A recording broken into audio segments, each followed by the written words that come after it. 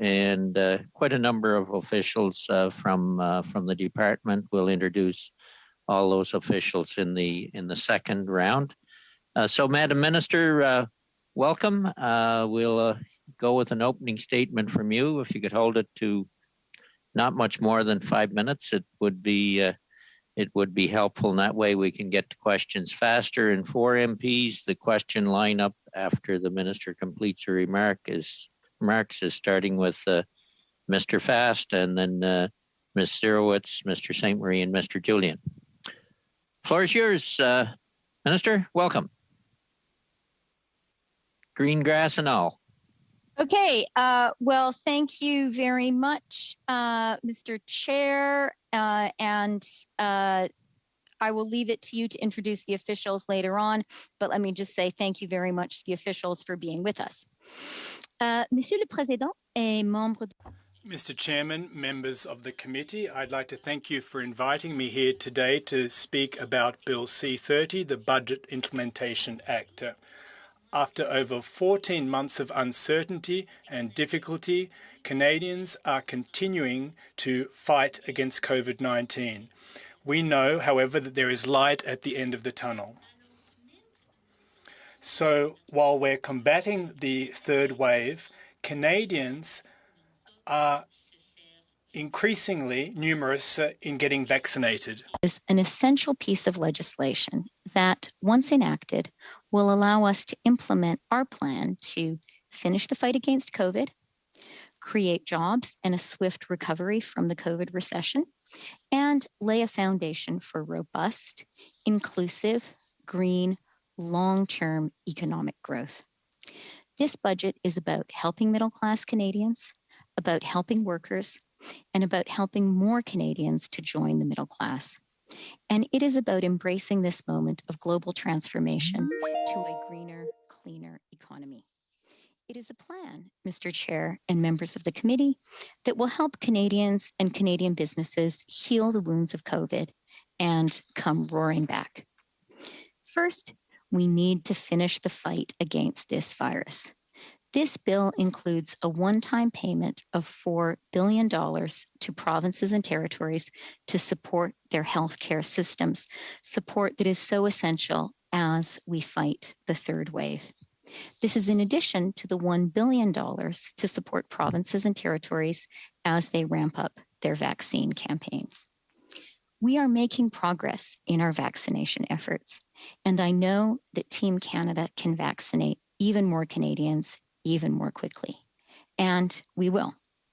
I was vaccinated with the AstraZeneca vaccine at a Toronto pharmacy 15 days ago, and I encourage all Canadians to get vaccinated as soon as it is their turn. Il faut d'abord mettre en place une vaste. We first need a massive job and growth creation plan in order to address the unequal effects of the recession that's been caused by the pandemic on women, Canadian youth, racialised persons, low-income earners, and small businesses. And is a historic investment of $30 billion over 5 years, reaching $9.2 billion annually in permanent investments to provide high-quality, affordable, and accessible early learning and childcare across Canada. Our goal is that within 5 years, families everywhere in Canada should have access to high-quality childcare for an average of $10 a day. Dear colleagues from all political parties, let's make a commitment together today to all Canadians. Let's get this done. Et je veux prendre un moment. I'd like to take a moment to salute Quebec's leadership, especially feminists in Quebec, who have shown the way for the rest of Canada. Nous savons que des jours. We know that better days await us. However, the situation is still tough for many Canadian families. About 1 million Canadians are still jobless or are working far fewer hours than before the pandemic struck. We therefore need to support Canadians and hard-hit companies and small businesses and ensure that businesses across Canada get back on their feet as soon as possible. Bill C-30 sets out emergency relief for Canadian workers, Canadian businesses, and also Canadian families. Extends the Canada Emergency Wage Subsidy, the Canada Emergency Rent Subsidy, and lockdown support through to September 25th, 2021, which will help protect millions of jobs. With this legislation, we are providing a bridge for people who are unable to work because of COVID by extending income supports, maintaining flexible access to EI benefits, and extending the EI sickness benefit from 15 to 26 weeks. Bill C-30 also introduces a $15 an hour federal minimum wage, and it expands the Canada Workers Benefit, extending income top-ups to about 1 million more low-wage workers and lifting nearly 100,000 Canadians out of poverty. These are measurable, concrete steps to help Canadians who need help. Now, nous devons également venir en... We also need to assist small businesses, which are at the very heart of our economy and the cornerstone of our country. We can do this by promoting access to capital and by helping companies and businesses to hire, particularly thanks to a new hiring program for economic recovery in Canada. Young Canadians have made huge sacrifices over the past year in order to make sure that we remain safe. They need our collective support now. Bill C-30 will ensure that college and university studies become and remain more accessible and affordable by extending the federal student loan forgiveness in terms of interest until June 2023. This measure will allow over 1.6 million Canadians who are paying back their student loans to stay on top of their finances. We are going to ensure that this young generation aren't losers. About just a few of the measures included in Bill C-30, measures which will make a tangible, positive difference in the lives of millions of Canadians. This is a plan for jobs, growth, and the middle class. It is a plan built around helping Canadians recover, succeed, and thrive. I recognize the critical role parliamentary committees play in scrutinizing government legislation, and I'm grateful to all of you for your hard work. Le projet de loi Bill C-30 is a first step, an historic one for Canada's recovery and growth renewal for future generations of Canadians. And I'd now be delighted to answer all of your questions whilst you study this very crucial piece of legislation. Thank you very much. Thank you very much, Minister, and thank you, officials, for being here as well. The first round will be a 6-minute round, starting with Mr. Fast, and then a split with Mr. Owitz and Mr. Fragaskatis. Ed? Well, thank you, Mr. Chair, and thank you, Minister, for appearing before committee again. And I did want to again congratulate you on being the first female finance minister to deliver a federal budget, and hopefully it's the first of many to be delivered by women in the future. I do note, however, that this is also a budget that is the largest spending budget ever and creates the largest debt and deficits in our country's history. And my fear is that future generations will look back on this budget as the one that created a financial burden that undermined their prospects of living the Canadian dream. I certainly hope that is not the case, and in fact, Canadians still have a prospect of a bright future ahead of them. And with that in mind, I did want to refer you to not only the fall economic statement, but also the budget that this BIA implements. I note that in the fall economic statement, you had projected growth at 4.8%, GDP growth of 4.8%, But the budget says, hey, you know what, it's going to be better than that. It's going to be 5.8%. You had projected in the fall that revenues would be around $335 billion. Now in the budget, you're predicting actually it's going to be better than that. We're going to have $20 billion more. And yet with more cash coming in by way of revenues and more economic growth predicted in this budget, you're still projecting a deficit that is higher than what you projected in the fall economic statement. The same is true in 2022-23, which is the next fiscal year. Again, the projected revenues are going to be up by about $20 billion.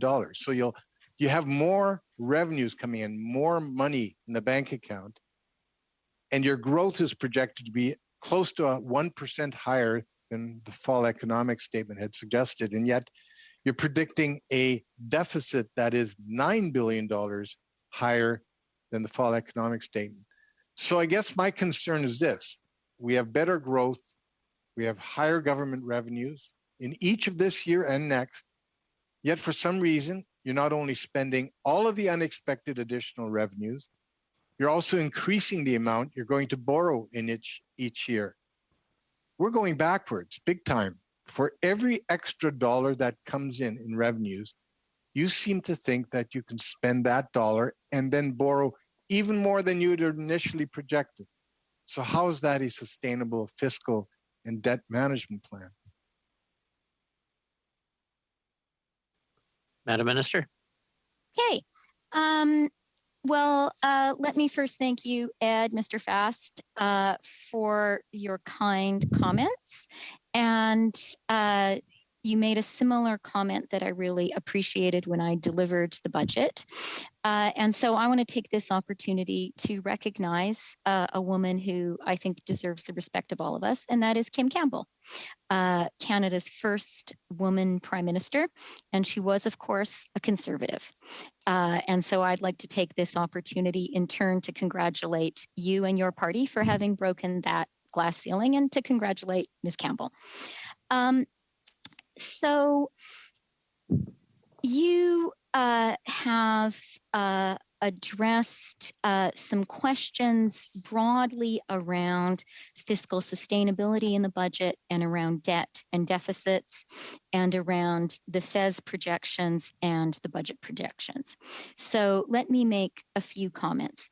The first one that I want to make is to just be clear, and I know that members of this committee will be aware of this, but to be clear with all Canadians, that when it comes to the growth projections, a long-standing practice, in fact, one that dates back to 1994, is that the budget is based on the average of forecasts of private sector economists. I think this is a great example of institutional strength of Canadian institutions, and I make that point to the committee to be clear about why the projections have changed. The projections of private sector economists have changed, and that's been what we've used as the basis of our fiscal track. Now, I know the committee is well aware of this, but just to be clear with Canadians. To the second point around the sustainability of our spending, I would like to assure members of the committee that I am very confident that the spending in our budget is reasonable and sustainable. There are a couple of key markers that I would point people to. The first is that we show a declining debt to GDP ratio, falling to 49.2% in 25-26. Likewise, a declining deficit, falling to 1.1% in that outer year. And I would also point out that it is not merely my judgment that the debt and deficit track is reasonable and sustainable. It's also the judgment of some important outside validators. And I would start by citing S&P. On April 26th, they reaffirmed Canada's AAA credit rating, the highest there is, and said that the outlook was stable. That was after reviewing our budget. And I'd also like to point to comments published today from Governor Stephen Pelosi, who was, of course, appointed by Prime Minister Harper, who actually spoke about how, in his view, the projections in the budget, the assumptions in the budget were actually quite small c conservative, and that he did believe that there was a sustainable path. And I'm going to have to cut you both Okay. off there. We're over 6 minutes. That's hard to believe, but 3 minutes apiece. Going then to Ms. Zerowitz, who will split time with Mr. Fragaskatis. Julie? Thank you so much, Mr. Chair. And I want to thank you, Minister, for being here today. Thank you for your extraordinary leadership during this unprecedented time. And congratulations on being the first female finance minister to introduce the budget. My first question is on the Canada Wage Subsidy. As we all know, the Canada Wage Subsidy has been a huge lifeline to businesses right across the country, including in my riding of Davenport. So my question to you is, how are we ensuring that Canadian companies who are receiving the emergency wage subsidy is using it only for employee salaries? And why did we not include a needs test in assessing which companies should be able to access the wage subsidy?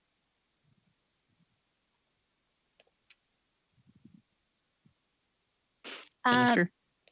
Thank you, Mr. Chair. Thank you, Julie. Ms. Jurowitz, nice to see you.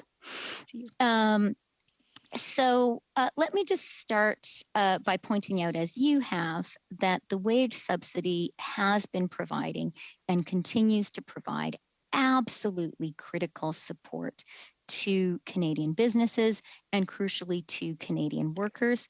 More than 5.3 million jobs across the country have thus far been supported by the wage subsidy. In the province where you and I are both members of Parliament, Julie, more than 1.88 million jobs have been supported by the wage subsidy. As I know members of the committee are aware, the amount of subsidy a company can claim for its employees is based on the revenue loss. The more revenue you have lost, the more subsidy you are able to claim. We think that is fair, and it is a way of targeting the support to where it is needed the most. And of course, I know members of the committee are aware that companies can only claim the wage subsidy for employee remuneration. Finally, Bill C-30, which we are discussing today, includes a further and I think important condition for publicly listed companies. If we pass this important legislation, then the remuneration of top executives in 2021, if it exceeds their remuneration in 2019, the companies will need to pay back that difference to the government up to the total amount of wage subsidy that they receive. So that is a new condition that we're bringing in with C-30, and I hope that members will support that. Thank you. And I have Very one more quickly. Thank you. Minister, you know, we are not able to achieve gender equity if women continue to battle gender-based violence. Why was it important to include a substantial amount of money in Budget 2021 for a national plan to end gender-based violence? Well, thank you very much for the question. And I do think this is a measure that all members of the committee will support. This budget includes unprecedented investments in fighting gender-based violence, an investment of more than $600 million. I think that fighting gender-based violence has been an issue in Canada for a long time. But I think it would also be fair to say that the pandemic has made the situation more acute for very, very many vulnerable Canadians. And so, you know, being forced to stay at home has meant that some Canadians have found themselves, some Canadian women have found themselves closed into a dangerous environment. And so I'm really pleased that we have this major investment here. And I see our chair nudging me to stop talking, so I will. Mr. Fragaskatis. Thank you, Chair. Thank you for being here, Minister. I think one of the points in the budget that has gone overlooked in the public commentary that's taken place on it is the move towards initiating a public consultation on the criminal rate of interest in the Canadian Criminal Code. As you know, Minister, currently that threshold is set at 60%, an enormous, a very high number that's hurt a lot of people. This is on installment loans and lines of credit. Just want to ask you about the consultation. Thoughts on that, on what it would examine exactly, when it might begin, anything like that? Yeah, so thank you very much, Mr. Fredriskatos, Peter, for that question. This is a consultation in the budget that is really important to me and I think to all Canadians. We've seen that this pandemic has had such an uneven impact on people. There are some people who are getting through okay, even doing well. But there are other people who are really, really struggling. And we know that predatory lending and criminal rates of interest hit the most vulnerable Canadians. For many lower and modest income Canadians, predatory lending, including payday lending, can impose real hardship. The consultation that we are launching is going to give us as a government and us as parliamentarians a chance to talk to Canadians and to really act on this issue, which can cause a lot of misery for a lot of people. We will have to end it there. Mr. St. Marie, 6 minutes, followed by Mr. Julian. Gabriel? Oui, merci Wayne. Alors, premièrement, Thank you, Wayne. First, hello, Minister, and thank you for being here. I'd also like to welcome the senior officials who are with us here today. Now, obviously, in your bill, there is a whole slew of interesting measures. My time is limited, so I'd like to focus on the particular sections where I have question marks and comments to make. I'd start by Section 8 of Part 4, which deals with activities associated with retail payments. Now, I understand that it is important to legislate in this area. There's currently a void, and so I salute this. And on my side, I'll continue to compare this with the Civil Code, which applies as law in Quebec and which manages individual transactions between individuals. Now, why would the federal government be regulating in our backyard? That is another question. But I'd like clarification as far as your intentions to do with the big web giants, the GAFAs, the big companies that sell online, Walmart, Amazon, and so on and so forth. Either directly or indirectly in this particular section of the bill, is there something that will enable these big players to provide services that are currently provided by financial institutions, or not at all? So could you please clarify your intentions in that regard? Response. Well, first, hello, Mr. Sainte-Marie, and I always welcome your questions and comments, I'd say right off the bat. Now, I thought that you were going to talk about the taxes that we are going to levy on the web giants. That was what I thought you were going to say. But as far as the services are concerned, as you're aware, and as you noted, we're talking about a broad-based consultative process, and that is what we have slated in that regard. I see. Thank you. Well, when that consultative process is over in Section 8, the provision on activities to do with retail payments, for the time being, you're saying that you do not intend to enable these GAFAs, Amazon, Walmart, and so on and so forth, to provide payment tools like those of financial institutions. Is that correct? No, exactly. Now, implicit in that is the understanding first that there is a specific particular situation which Canada finds itself in. And the fact of the matter is, as you said, in Quebec, there is a civil code which applies, and everything that we do has to be done in a manner that is acceptable to all the provinces and territories in Canada, including Quebec. That's a particularity of Canada. Now, second, we understand that we're now well and truly in the 21st century, at a time when the world and global economy is rapidly evolving and technology is evolving. And so we have to watch closely what is occurring. And both Canada and Quebec must remain and become part of the modern economy.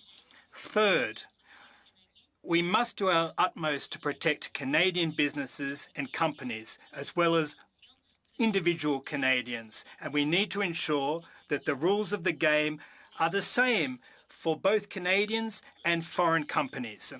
Well, thank you very much for clarifying your intentions to do with that particular section. I'm reassured by your remarks. Second topic that I'd like to turn my attention to, that's credit cards. In the budget, you set out your intention to put in place measures to limit interchange fees and in order to ensure greater fairness between small businesses and companies that are negotiating interchange fees for credit cards. Now, in the budget, you said you'd be going ahead with this, that in the next fall, why not immediately? Why not right off the bat? And in the same vein, Ms. Linda Lapointe, a Liberal Member of Parliament in the previous Parliament, had tabled a private member's bill. She brought it back twice before she was appointed to another position, and then it fell by the wayside. Now, I believe that we need to act urgently, especially since the pandemic is affecting small businesses and has created greater inequalities. So why not act immediately rather than postponing this till what we imagine would be post-election? Response. Well, thank you very much for your question. Well, it's my understanding that writ large you approve the direction in which we are heading. And that's a good sign to my mind, and I thank you for your support. And I do agree with you to the extent that small and medium-sized businesses are the hardest hit in our economy, and they need our assistance. And that is one of the reasons, perhaps the main reason, why we clearly set out our intention in that regard in the Budget Implementation Act. Now, we understand full well that the quote-unquote COVID recession has hit small and medium-sized businesses particularly hard. And we also are mindful of the fact that because of the pandemic, those small and medium-sized companies are more and more heavily reliant on virtual transactions by a credit card, for example. And that is precisely the reason why we laid out our intention to move forward in the future. And I hope that in doing so, we will also garner your support. Thank you very much. Thank you very much. Thank you both. Mr. Julian, followed by Mr. Falk. 6 minutes, Peter. Thanks very much, Mr. Chair. Thanks to all our witnesses for coming here today, including the departmental witnesses. And we hope that your families continue to stay safe and healthy. And congratulations, Madame Freeland, for shattering that glass ceiling as the first Canadian woman to present a national budget. Now, the context of that national budget is Canadians suffering through an unparalleled crisis. At the same time, we've seen Canadian billionaires increase their wealth by $78 billion. And yet hundreds of thousands of Canadians have not been able to return to work. And yet Bill C-30 slashes in just a few weeks' time as the third wave crashes on our shores, the most devastating wave yet, from $500 a week to $300 a week. At the same time, it does nothing to address the fact that Canadian students are having to pay back student loans in a pandemic. So will the government accept amendments both to ensure that the CRB is not slashed from $500 to $300 in the midst of a pandemic, and that students actually get a debt moratorium so they're not having to pay back a student loan in the middle of this crisis? Go ahead, Minister. Okay, yeah, I didn't know if you wanted to give me the signal, Mr. Chair. So, Mr. Julian, thank you very much for the question. And thank you for your continued advocacy for low-wage workers and for students. Let me start with students. I do believe that this budget provides unprecedented support for students and for young Canadians, more than $5 billion of support for young Canadians. It includes support in both the actually three things, in the Canada Student Grant, in extending to 2023, as I said in my remarks, the interest moratorium, and also in lowering the amount and raising the income threshold at which Canadian students need to begin repaying their loan after they graduate. So that is real support for our young people, and they deserve it. And I'm happy to talk about the CRB later on if you would like, but I see Mr. Julian wanting to speak, Mr. Chair, and maybe I've run out of my time for an answer. Thank you very much, Madame Freeland. And yes, I want to get back to other questions. I'm taking your answers as a no for the moment on both. Now, the wage subsidy, very controversial, billions of dollars that have been misused for dividends, stock buybacks, and massive executive bonuses. The government has acknowledged that by kind of putting in place something for June 5th. Doesn't include dividends, doesn't include stock buybacks. And yet the government has been saying all along that money should not be used for dividends, stock buybacks, and executive bonuses, that the money should go to the workers. So my question is very simple and twofold. First off, will the government insist a company that has laid off its workers and paid dividends and executive bonuses, that they pay the money back? And secondly, we wrote to you on January 5th asking for the full list of amounts that companies have received under the wage subsidy. Will you release those amounts so that Canadians can actually judge for themselves how the wage subsidy has been distributed? Madam Minister. Okay, thank you, Mr. Julian, Mr. Chair. Mr. Julian, let me start by emphasizing what, from my perspective, is the most important reality about the wage subsidy.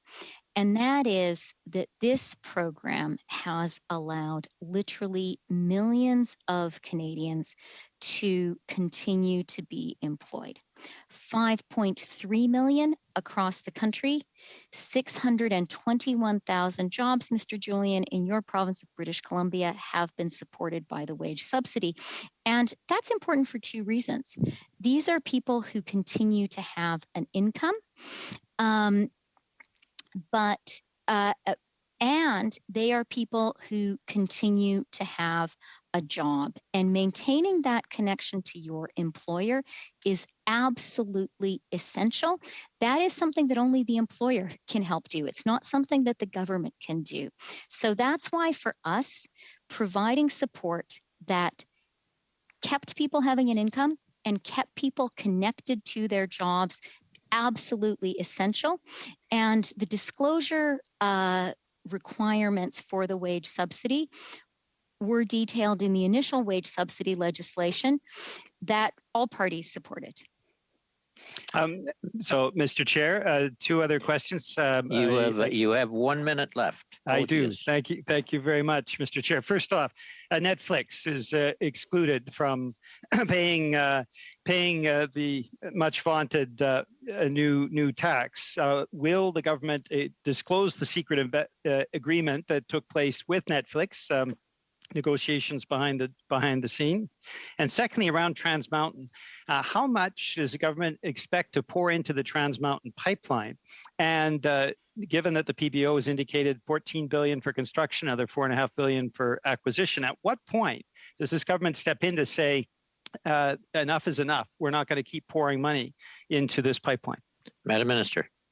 Mr. Julian, you and I sometimes disagree on policy outcomes, but rarely do we disagree on actual facts. Here, however, when it comes to internet taxes, I must say that I disagree with your framing of what our government is doing. And so let me just take a moment to outline what we're doing. First of all, there is no exclusion of Netflix or any internet company.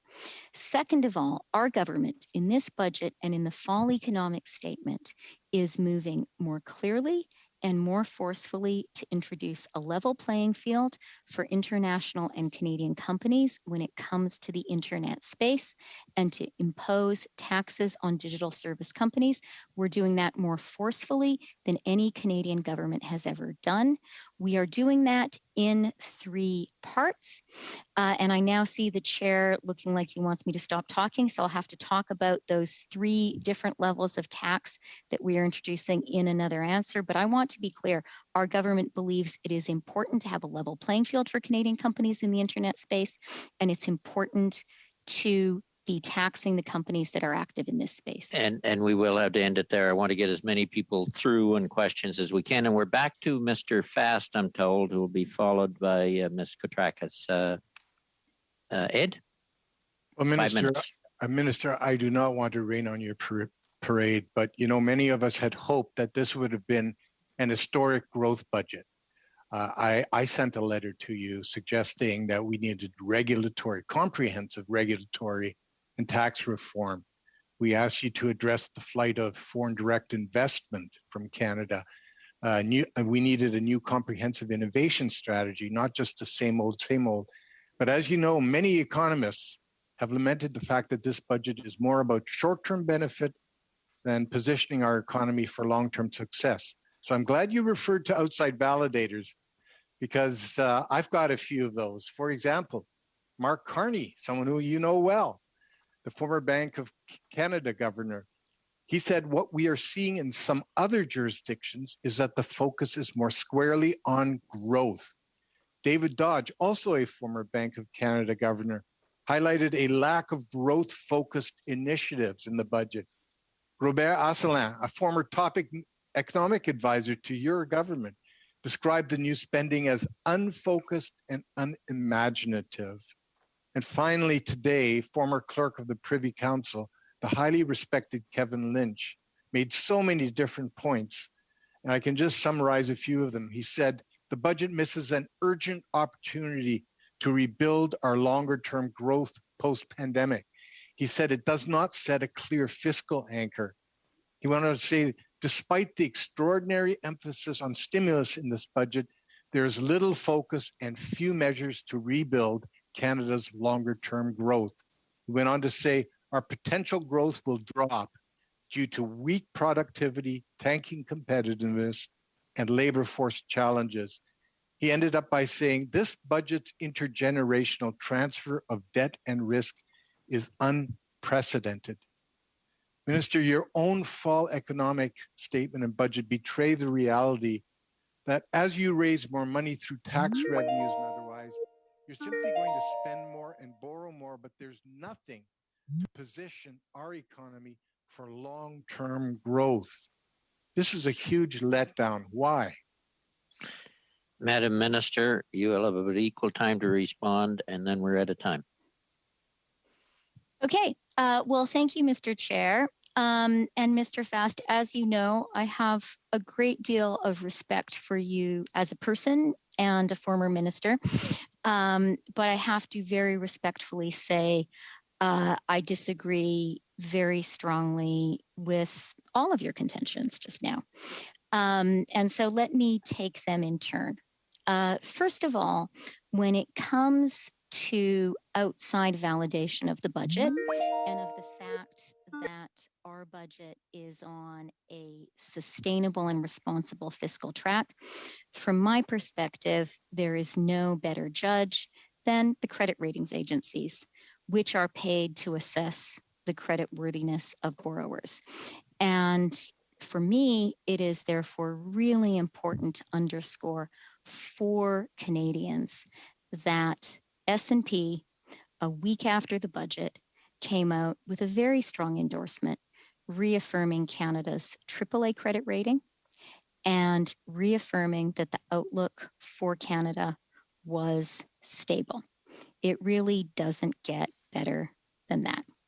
I would also like to refer members of this committee and you, Mr. Fast, to the comments of the governor of the Bank of Canada, appointed by Prime Minister Harper, in whose cabinet you served, Stephen Poloz. And he gave an interview published today in which he talked about the budget as being sustainable. He spoke about the conservatism in the numbers that he saw in the budget. And he spoke about the fact that this sustainable plan was put together without a meaningful increase in taxes in any kind. I couldn't agree more strongly. Now, when it comes to growth and innovation, let me point to 3 elements in the budget that, to my mind, are absolutely critical. One is early learning and childcare. And we have heard from the IMF, from Bank of Montreal, from Scotiabank, from TD, from economists across Canada and around the world that investing in early learning and childcare is a powerful long-term driver of jobs and growth. That is what this budget does. And I think that is well understood across the country. A second really important investment in long-term growth in this budget is the Canada Workers Benefit. And actually, BMO picked up on how that investment, which supports the lowest paid Canadians, is going to increase labor force participation. And I see our chair making hand gestures. So let me quickly, polite hand gestures, I want to say to anyone who can't see him. And so I just want to mention a third really important element, which is the unprecedented investments that this budget makes in Canadian small businesses, allowing them to invest in themselves and giving them support to Mr. become Speaker, more do I have innovative. time for one more question? No, you don't. We're well over. I'm sorry, Ed. Ms. Koutrakis and Mr. McLeod will split the next 5 minutes. Ms. Koutrakis. Merci, Monsieur le Président. Madame la... Thank you very much, Mr. Chairman, Minister, all of the officials. Thank you for being with us this afternoon. Minister, as you mentioned, over and over, in fact, for the past couple of months, this budget is clearly focused on job creation, economic growth, and support for small businesses. Could you please give us a couple of examples of specific programs that strike you as having the greatest impact on small business owners? And were I a business owner in my riding of Vimy or anywhere else in Canada, what are the key aspects of this budget that I should be mindful of? Madam Minister. Okay, merci, Madame. Thank you, Ms. Koutrakis, and thank you very much for your question.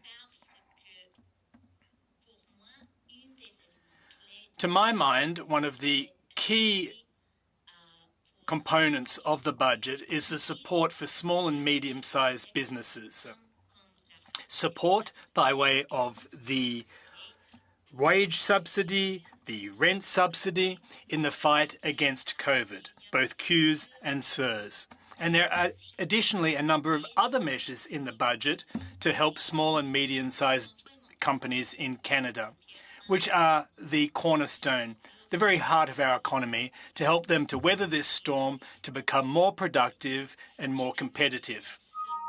Now, let me just underscore 3 programs very quickly, if I may. We have a new program which will be in place from June to November to encourage small and medium-sized businesses to provide new jobs for workers. There are also components that will make it more easy for small and medium-sized businesses to obtain credit. And third, there's a change in the tax regime to encourage small and medium-sized businesses to make investments in themselves. Mr. Chair, do I still have time? Because I think I'm splitting my time. You're allowed to go to Mr. McLeod. Sorry, Annie. Merci. Michael? Thank you, Mr. Chairman, and thank you to the Minister for joining us. I wanted to ask the Minister about when it comes to fiscal flexibility. The Government of Canada has significant, a lot more greater capacity than its provincial, territorial, and municipal counterparts. This is certainly the case in the area I come from, the Northwest Territories. The question is, how will the measures in Bill C-30 help ensure that these other orders of government are able to provide services and infrastructure that their residents rely on?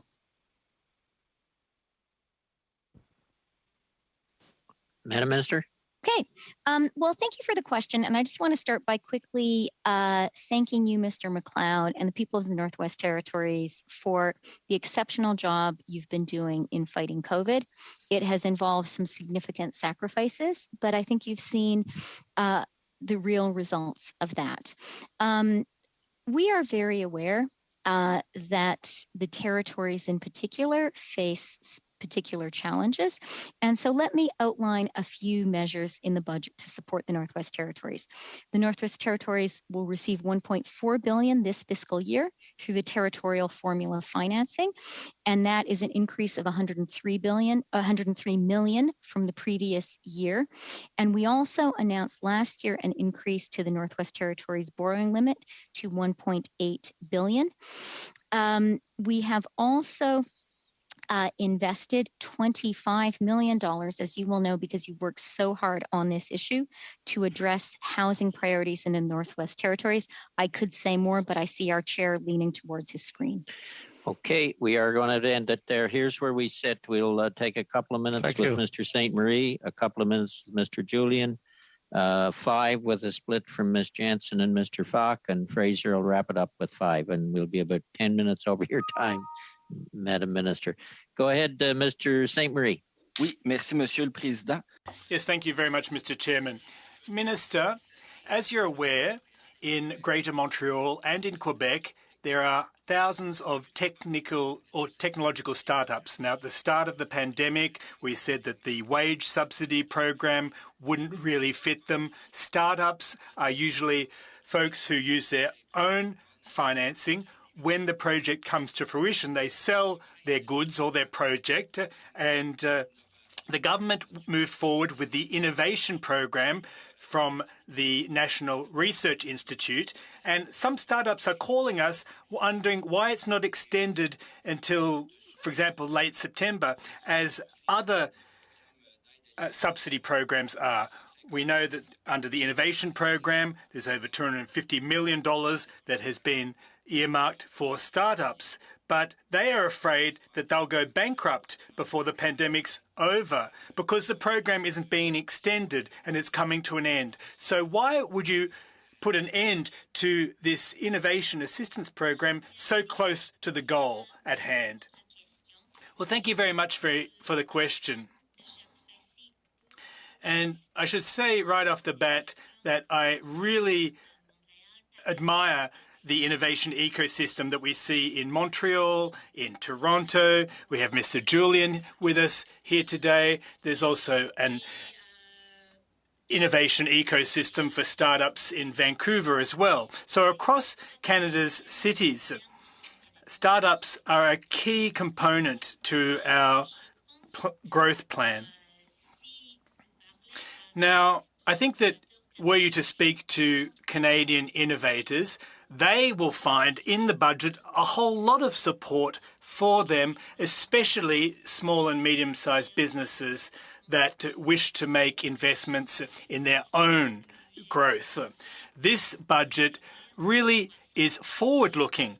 It focuses on growth, and I think for them there are a lot of programs that would be helpful. And if you wish, we can draw up a list. Our office can speak with you directly and share that list of programs that could be helpful. Well, thank you very much. That would be most appreciated. Thank you, Wayne. Mr. Julian, 2 minutes.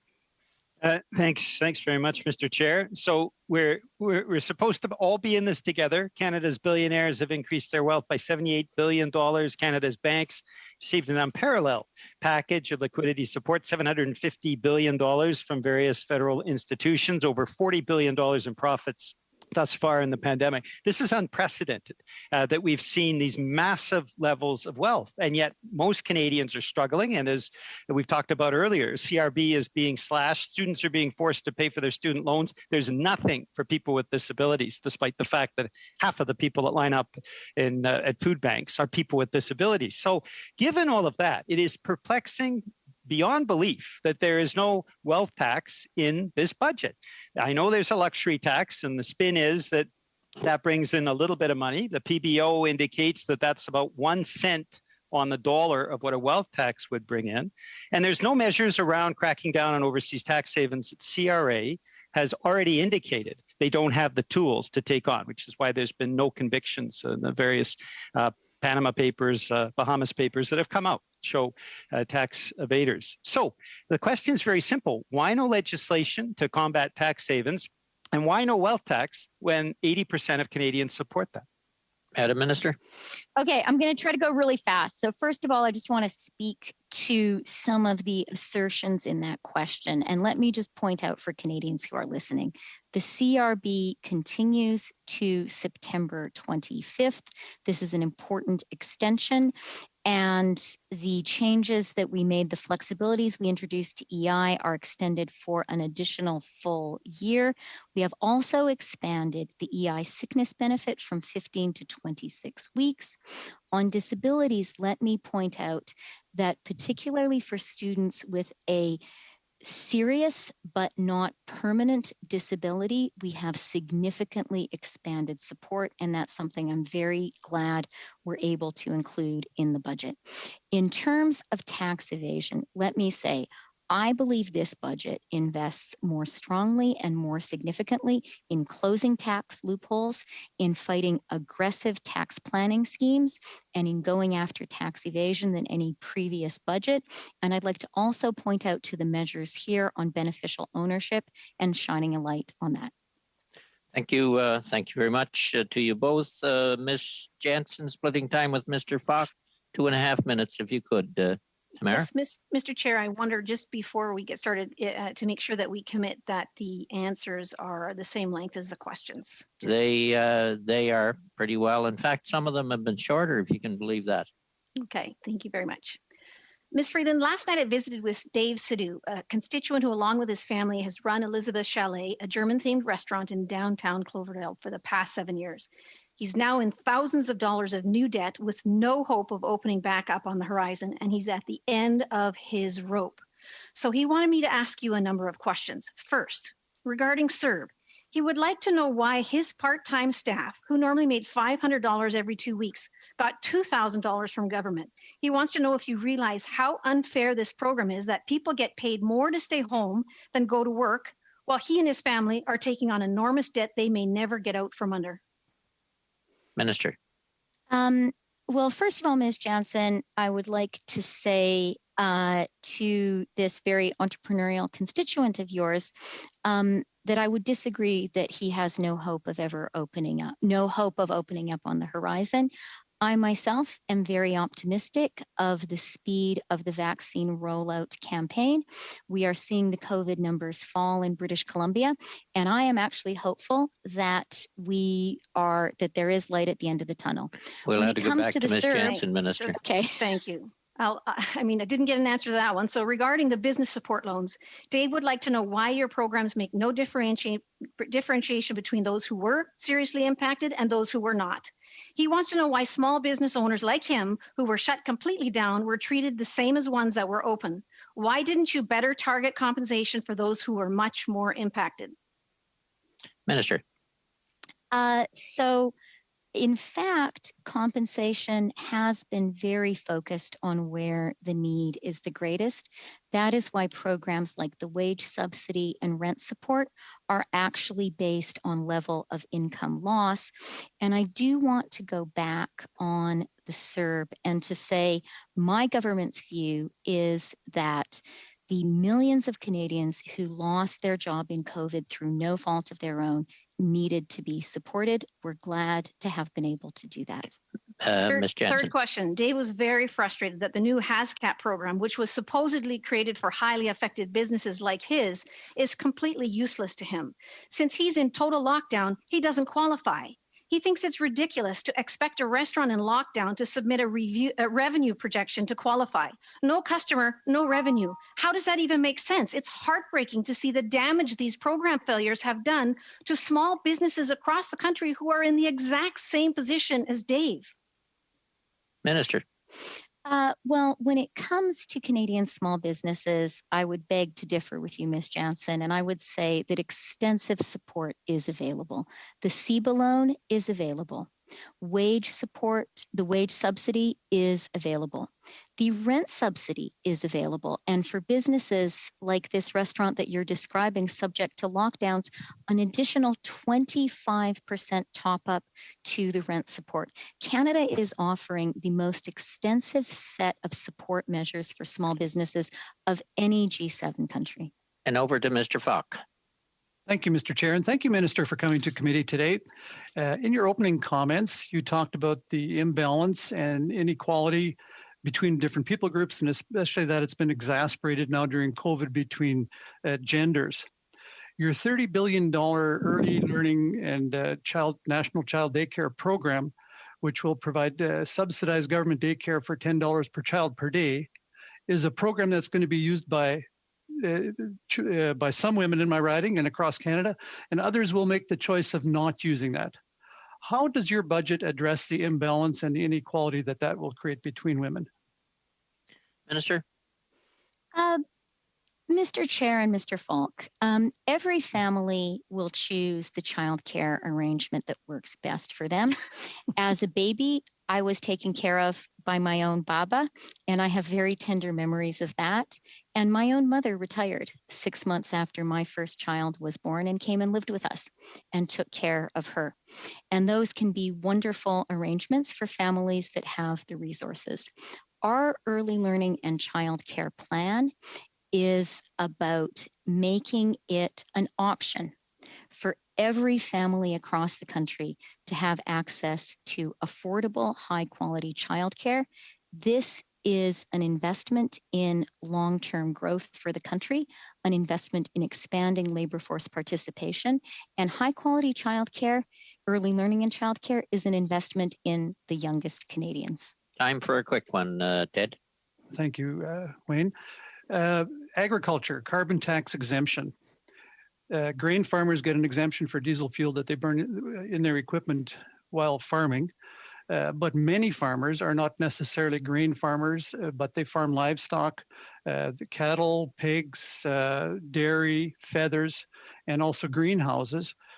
The heating fuels that they use to heat their barns and facilities could have been addressed in this budget as well, and you've chosen not to do that. Could you explain to me why you've created that inequality and imbalance in the agriculture sector? Minister? Well, we have actually addressed that very legitimate concern that farmers have. When it comes to greenhouses, actually previous measures have made particular provision for greenhouses because of the competitive markets in which they operate. And when it comes to use of the non-purple farm fuels and the impact of the price on pollution, this budget does actually have measures to answer the concerns that farmers have there. Well, just a follow-up, Mr. Chair. Really, you're over. What's your follow-up? We'll let it go. Some farmers use propane and natural gas to heat their barns, and that apparently is not covered. And that's my concern. Okay. Madam Minister, do you want to add anything or just take Sure.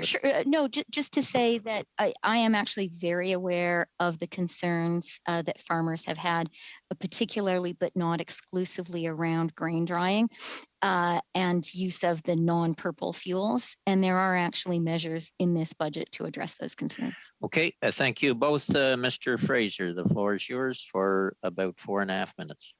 Thank you, Mr. Chair. And look, I wasn't expecting a question in this round, so I'll treat it as a bonus. And before I do, let me just put on the record my extraordinary disagreement with our colleague, Ms. Jansen, on her perspective around CERB.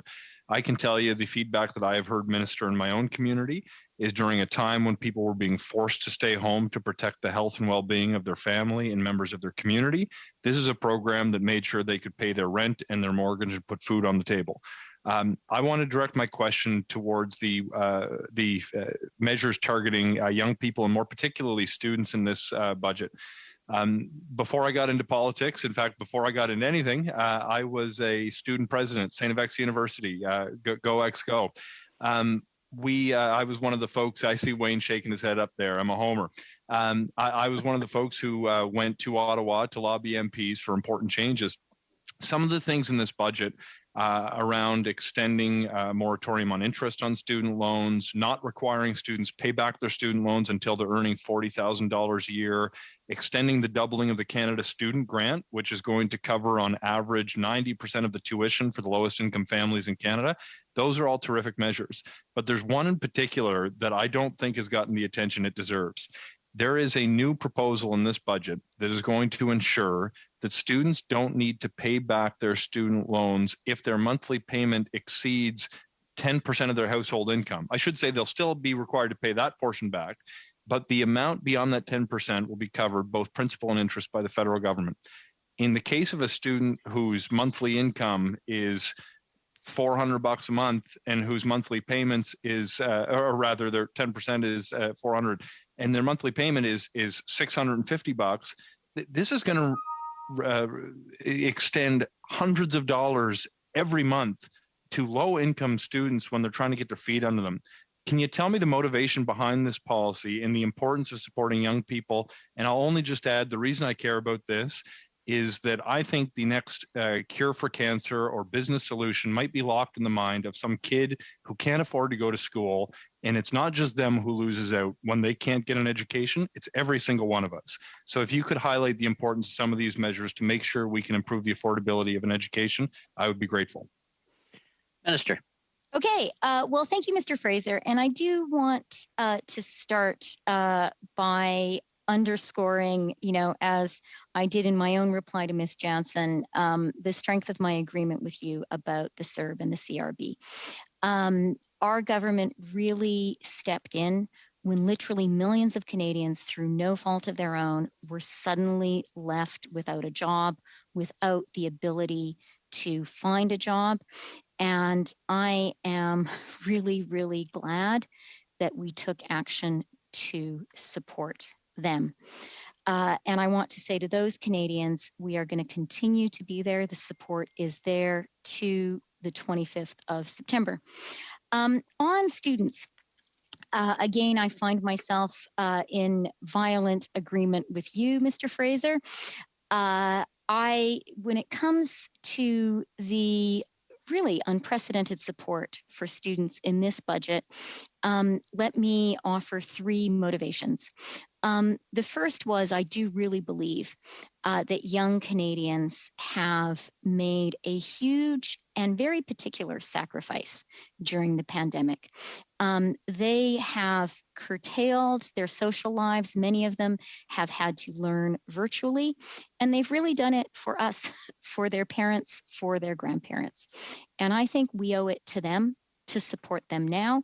There is a robust body of academic research that suggests that if you graduate into a recession, your lifetime prospects on everything from income to likelihood of having children to likelihood of marriage, even your health, that can be stunted. And so this budget really believes in supporting young Canadians.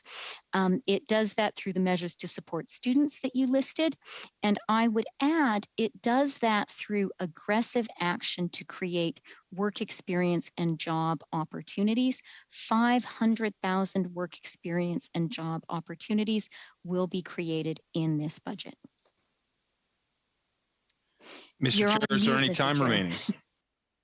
On mute, Mr. Chair. No, there's no time. I guess that's why I muted myself. You'd like to do that to the rest of us, wouldn't you, Mr. Chair? Look, we are at a time, and there's always far more questions than we get time for, but we will have to turn to officials. Minister, thank you very much for appearing and taking the time today, and we wish you much future success in your duties, which is not an easy chore these days. That is for sure. So thank you very much for your appearance and all the best. So we'll turn to officials. Just a point of order, Mr. Chair. Yes, Mr. Fraser. Is it that I hear the voice, but I didn't see that? There yes. you are. Okay. Yeah, it's me. And look, I'll be very quick. And I know we had we're in the middle of a study, or we're at the beginning of a study. I had tried to circulate just in advance of our last meeting a proposal around how we should conduct it. And look, I'll put everyone's mind at ease. I'm not trying to pull any fast ones or table motions on the floor right now, even though the rules would preclude that. I just want to give an opportunity to have a very short discussion about next steps in our study. I'd like to thank each of the critics for taking the time to speak with me over the weekend or as recently as this afternoon. I had initially envisioned that we would farm out some of the portions of this bill to different committees purely as a matter of expediency. Certain members indicated they didn't wish to do that, and I'm happy to oblige if we want to do the entirety of the study at Finance Committee. I've prepared a draft motion that I've circulated a copy to Mr. Fast and Mr. St. Marie. I would just ask that perhaps the clerk can circulate a copy of that motion if I send it momentarily to you, Mr. Chair, as a starting point for future discussions on what the shape may look like. I spoke with Mr. Julian earlier today, and we've not sort of reached an agreement or anything like that. But I just, as a technical point of view, we will need to establish next steps at some stage. Some members have indicated a preference to do this at the steering committee. I'm okay with doing that. But just technically speaking, I know you had mentioned previously that you had sought room for a steering committee meeting. Given that we're supposed to hear from officials on Thursday, I'm wondering if the committee would agree, one of two options. I'm happy with either, frankly, to either adjourn a little bit early to allow the steering committee to take over the remaining time to develop the plan as to how we should proceed, or to set some of the meeting time aside for committee business to do the same thing, only if that technically would be a better option in terms of securing meeting space. So with that, Mr. Chair, I'll have would happily have the clerk circulate my proposal, but happy to accommodate feedback. My interest is less on the format of the meetings and more in making sure that we deal with the measures outlined in the BIA in a timely way. Okay, and you're going to send that proposal to the clerk. I can do that momentarily. Okay, and maybe we'll come back in the last 5 minutes after officials here and talk about that a little further. See where people want to go, and whether or not they want to farm sections out or try and do it all ourselves and set a timeline. Would that be okay to go that way? Then we can figure what we're doing on Thursday. I see some heads shaking. Yes, okay. Then with officials from the Department of Finance, I'll give you the lineup for questions first. I have Mr. Fast, Mr. Fraser, Mr. St. Marie, and Mr. Julian on my lineup here. We have with us, just wave your hand. I think everybody knows you anyway. Andrew Marsland, Senior Assistant Deputy Minister, Tax Policy Branch, here a lot of times. Nicholas Leswick, Assistant Deputy Minister, Economic and Fiscal Policy Branch. Leah Anderson, Assistant Deputy Minister, Financial Sector Policy Branch with the earbuds. Oh no, she's got her phone on now.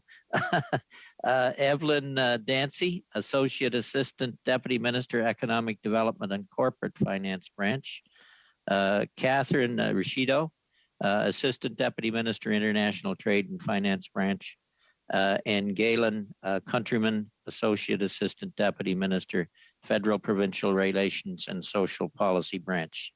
So thank you very much for attending the first hour and being here for this hour. And thanks for the work that you do in these struggling through the struggle here through COVID. Mr. Fast, the floor is yours.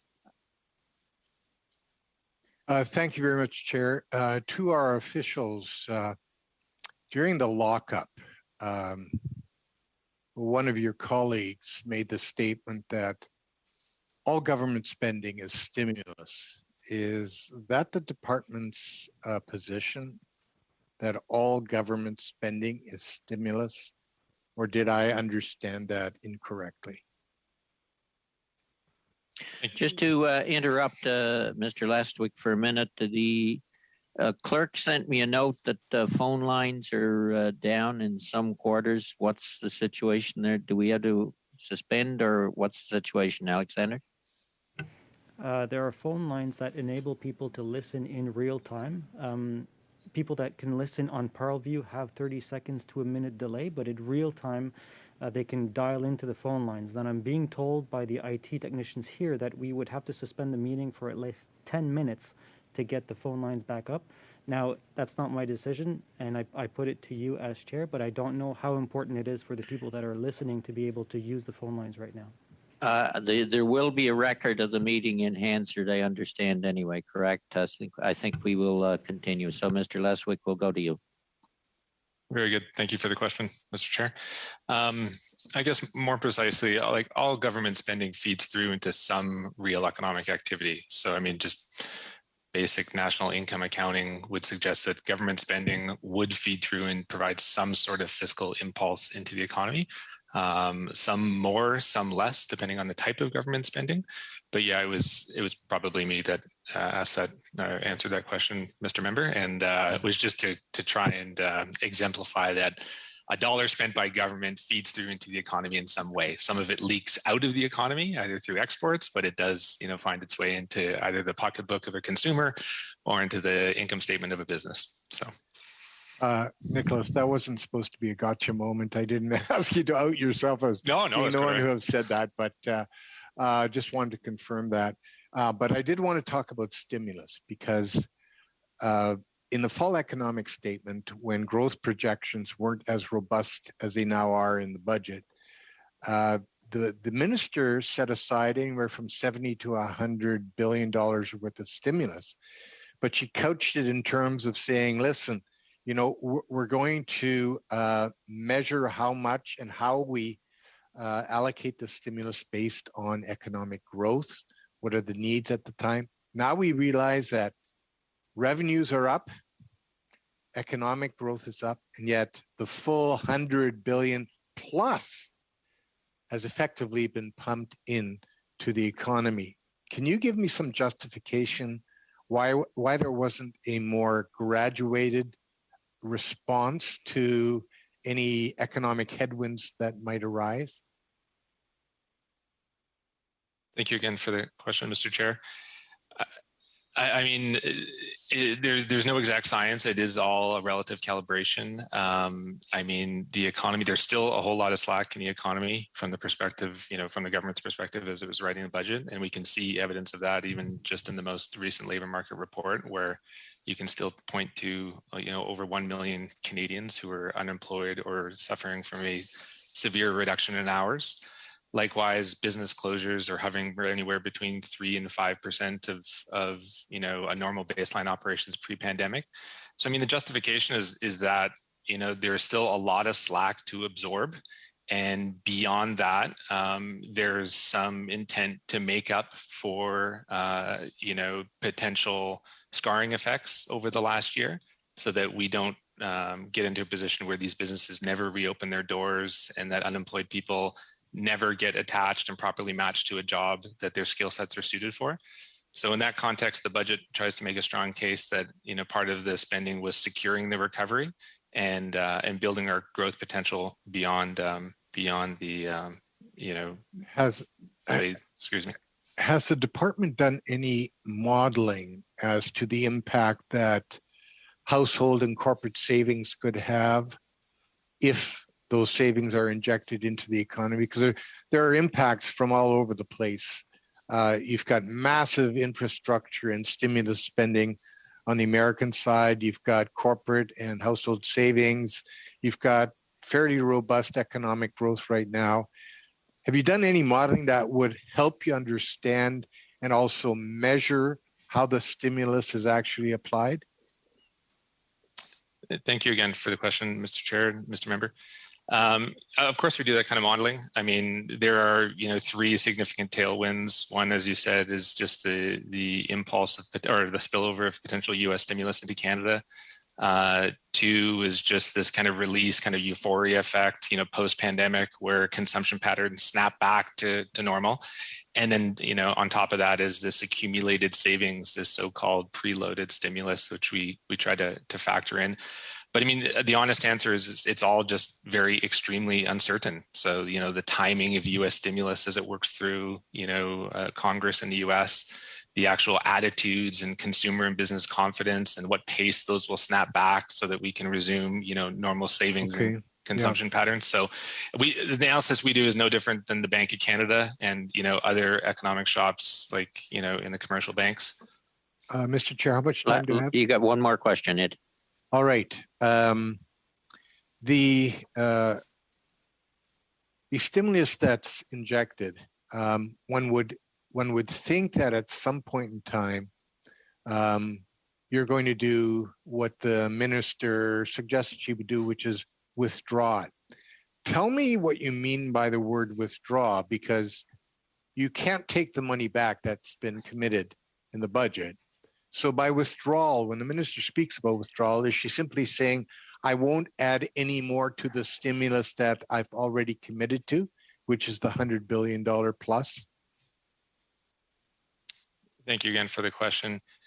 Yes, I would assume so. I mean, what we printed in the budget was a normalization path from both an economic and fiscal policy perspective. So, as the economy strengthens, you see, employment and output kind of get back to trend. And likewise, along that path, there are these support programs and stimulus type spending, which starts to wind down over the 3-year fiscal horizon.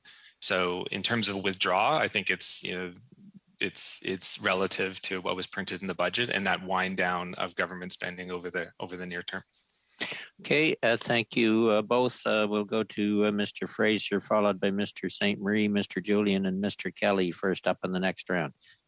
Sean. Thank you very much, Mr. Chair. Thank you to officials. And I've just got the neighbor mowing the lawn outside my window, so I apologize for any noise pollution. The first question that I have relates to the proposed investments in Canada's National Early Learning and Childcare framework that was included in the budget.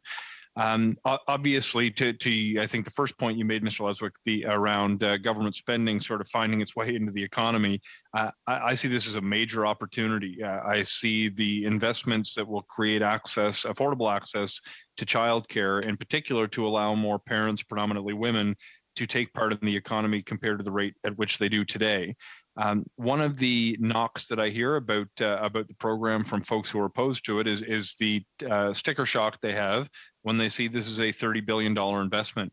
I'm curious if you've done an analysis on the anticipated economic return associated with this investment, forgetting for the moment that I think it's the right thing to do from a gender parity point of view, but just from a crass economic point of view, what do the numbers show us in terms of the anticipated economic return for dollars spent on this measure? Mr. Leswick.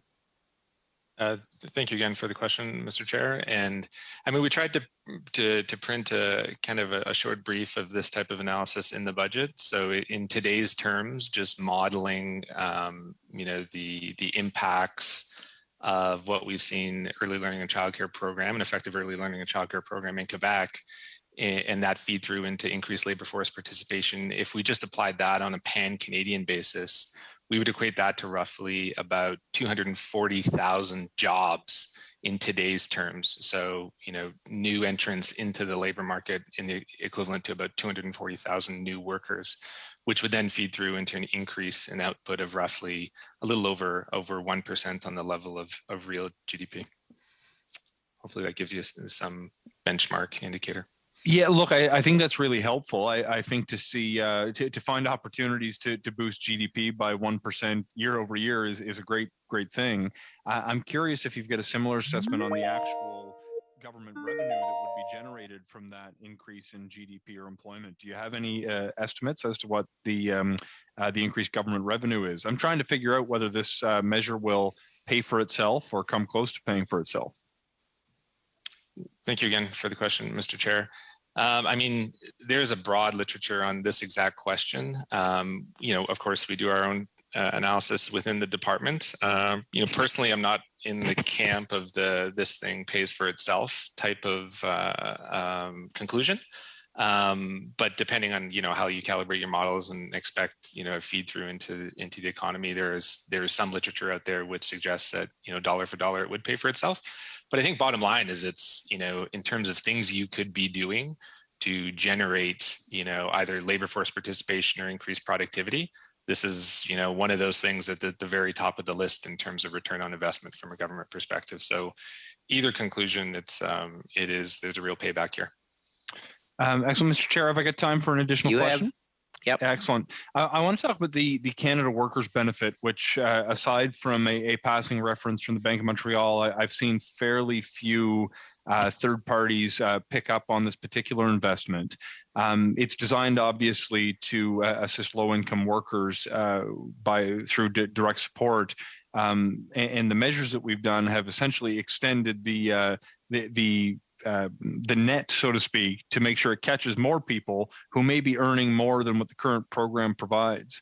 I'm curious if you can give a similar assessment with the Canada Workers Benefit in terms of the estimated impact, both in terms of the number of people who will be impacted by this change and the extent to which they'll be impacted.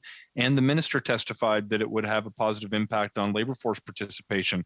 Have you got any assessment as to the impact that the proposed changes to the Canada Workers Benefit is going to have on the working poor in Canada? Who's taking that one? Maybe I'll take that one, Okay, Mr. Chair. good, Andrew. Go ahead. And maybe a couple of comments in response. It's the proposed changes to the Canada Workers Benefit do extend out the range to cover, essentially, to provide benefits to full-time minimum wage workers, and also include a mechanism to ensure that the potential disincentive effects, particularly for secondary workers, women, usually women, or more often than not women, are mitigated. So it excludes the first 14,000 of that secondary earner's income, which is an important aspect in terms of looking at these.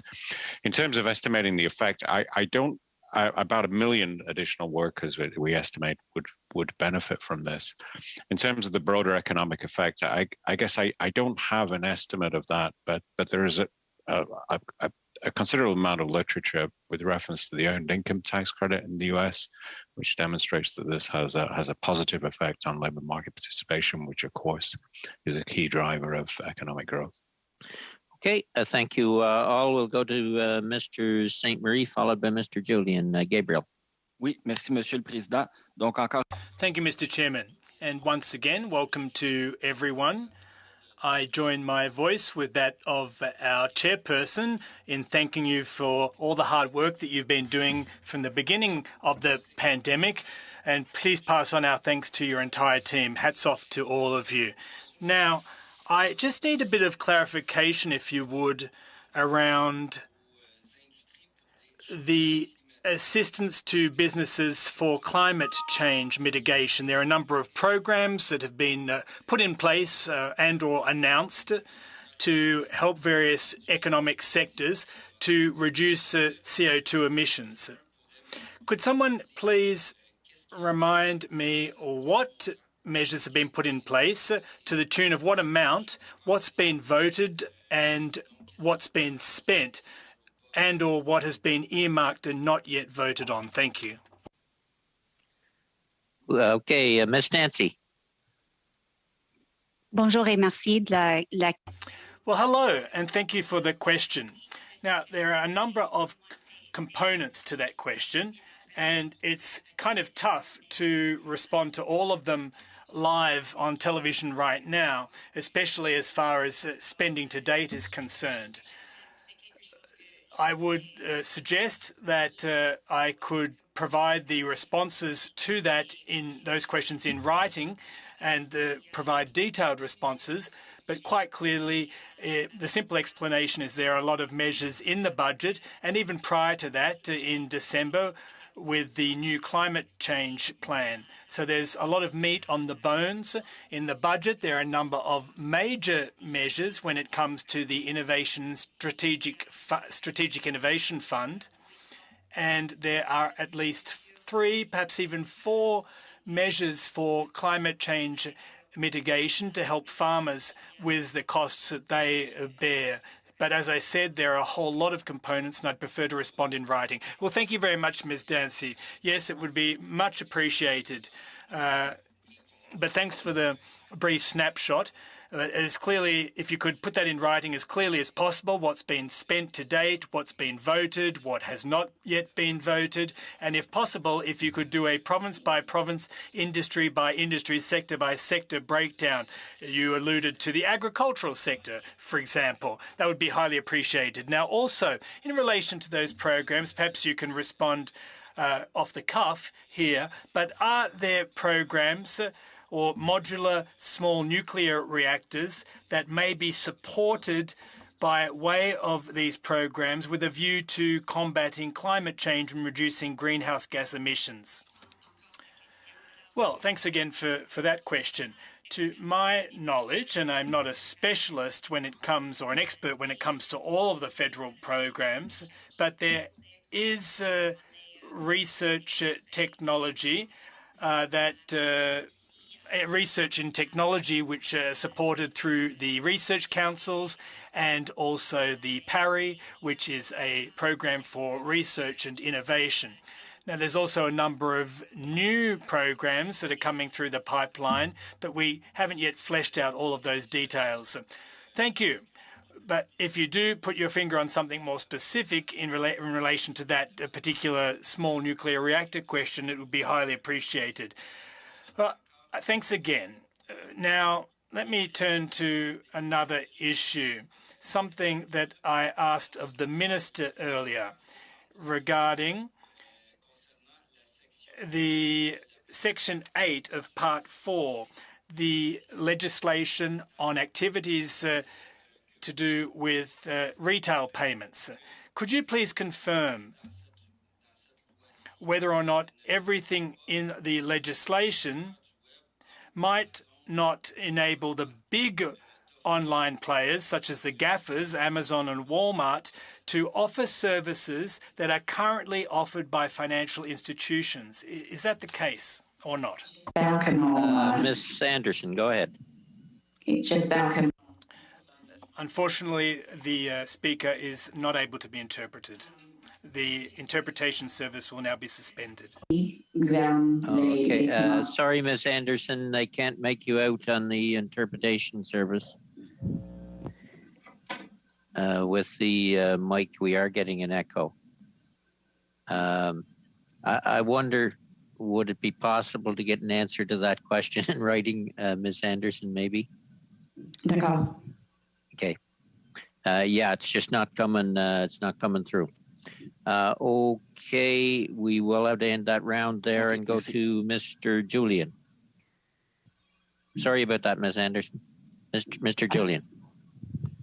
Thanks very much, Mr. Chair, and thank you to our witnesses for being here. I'm going to be a bit repetitive because I didn't get answers in the first round, so bear with me.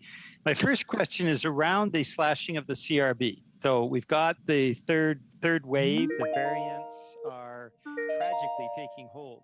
I'm wondering what the analysis of the Finance Ministry has been of the impact of reducing the CRB from $500 a week to $300 a week in July. How many people at this point do you assume will be on CRB if the third wave increases? What is the range? Highest level with a tragic escalation of the third wave, and lowest level? That would be my first question. And I think we're going to have to go to, is it Ms. Anderson on this one as well? Who's up on this one then? Canada Recovery Benefit. It'll be me, Mr. Chair. Okay, Mr. Countryman, welcome. Yes, thank you for the question. I'm afraid I don't have the estimates at hand on the projected number of people who we would think would be qualifying for the CERB in the coming weeks. Obviously, there's a great deal of uncertainty on that. But I could take that back to see what, if anything, we can provide you. Thank you. I'm looking at the analysis on the range, right? We're in the midst of a third wave. It's growing in parts of the country, as we know. So it's not something that should be slashed without a great deal of thought. So the analysis done by the Finance Ministry would be very helpful. Thank you. Second question then is for the wage subsidy. I wrote to the minister on January 5th. We're still waiting for a reply. When will the actual figures of the wage subsidy provided to companies be released? So when will the public actually know? It's public's right to know, of course. And what is the Finance Ministry and CRA doing in the case where we've already seen through the Globe and Mail and National Post and a number of other intrepid reporters for CBC, CTV, and Global, they've already identified companies that have laid off their employees while they were getting the wage subsidy and providing dividends, doing stock buybacks and massive executive bonuses. So what is the Finance Ministry or CRA's procedure on that when there is clear evidence of a misuse of the wage subsidy funds? What are the steps that the Finance Ministry will be taking? So when are you releasing the figures, and what steps are you taking when clearly abuse has been identified? Who's up? Ms. Andrew, go ahead, Mr. Marsland. Thank you, Mr. Chair, for the question. In respect of the first question, the wage subsidy, I think, as the committee is aware, is delivered through the Income Tax Act, and the Income Tax Act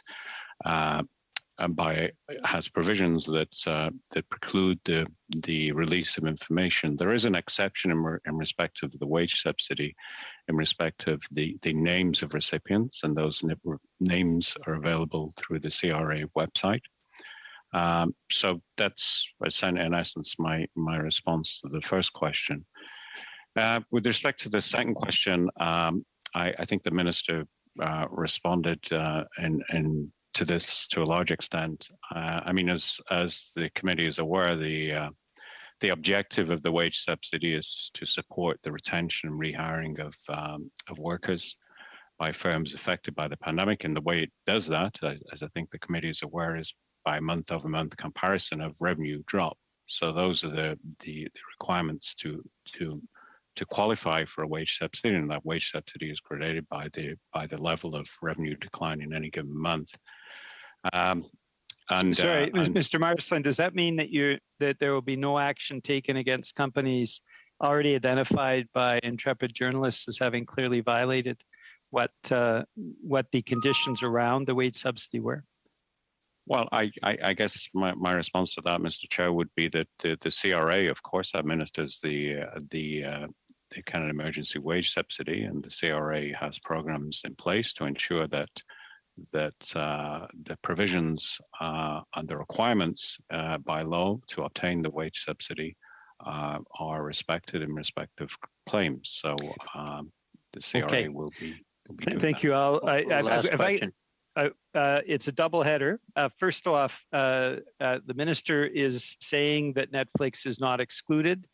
Evidence has shown the contrary. Could the Finance Ministry provide the information that shows that Netflix is not excluded from the proposed digital services tax? And secondly, around tax havens, given that CRA officials before this committee said that they did not have the tools to take action against the massive tax haven, tax evasion that we're seeing, when will the Finance Ministry be tabling legislation that actually permits the CRA officials to have the tools required to take action?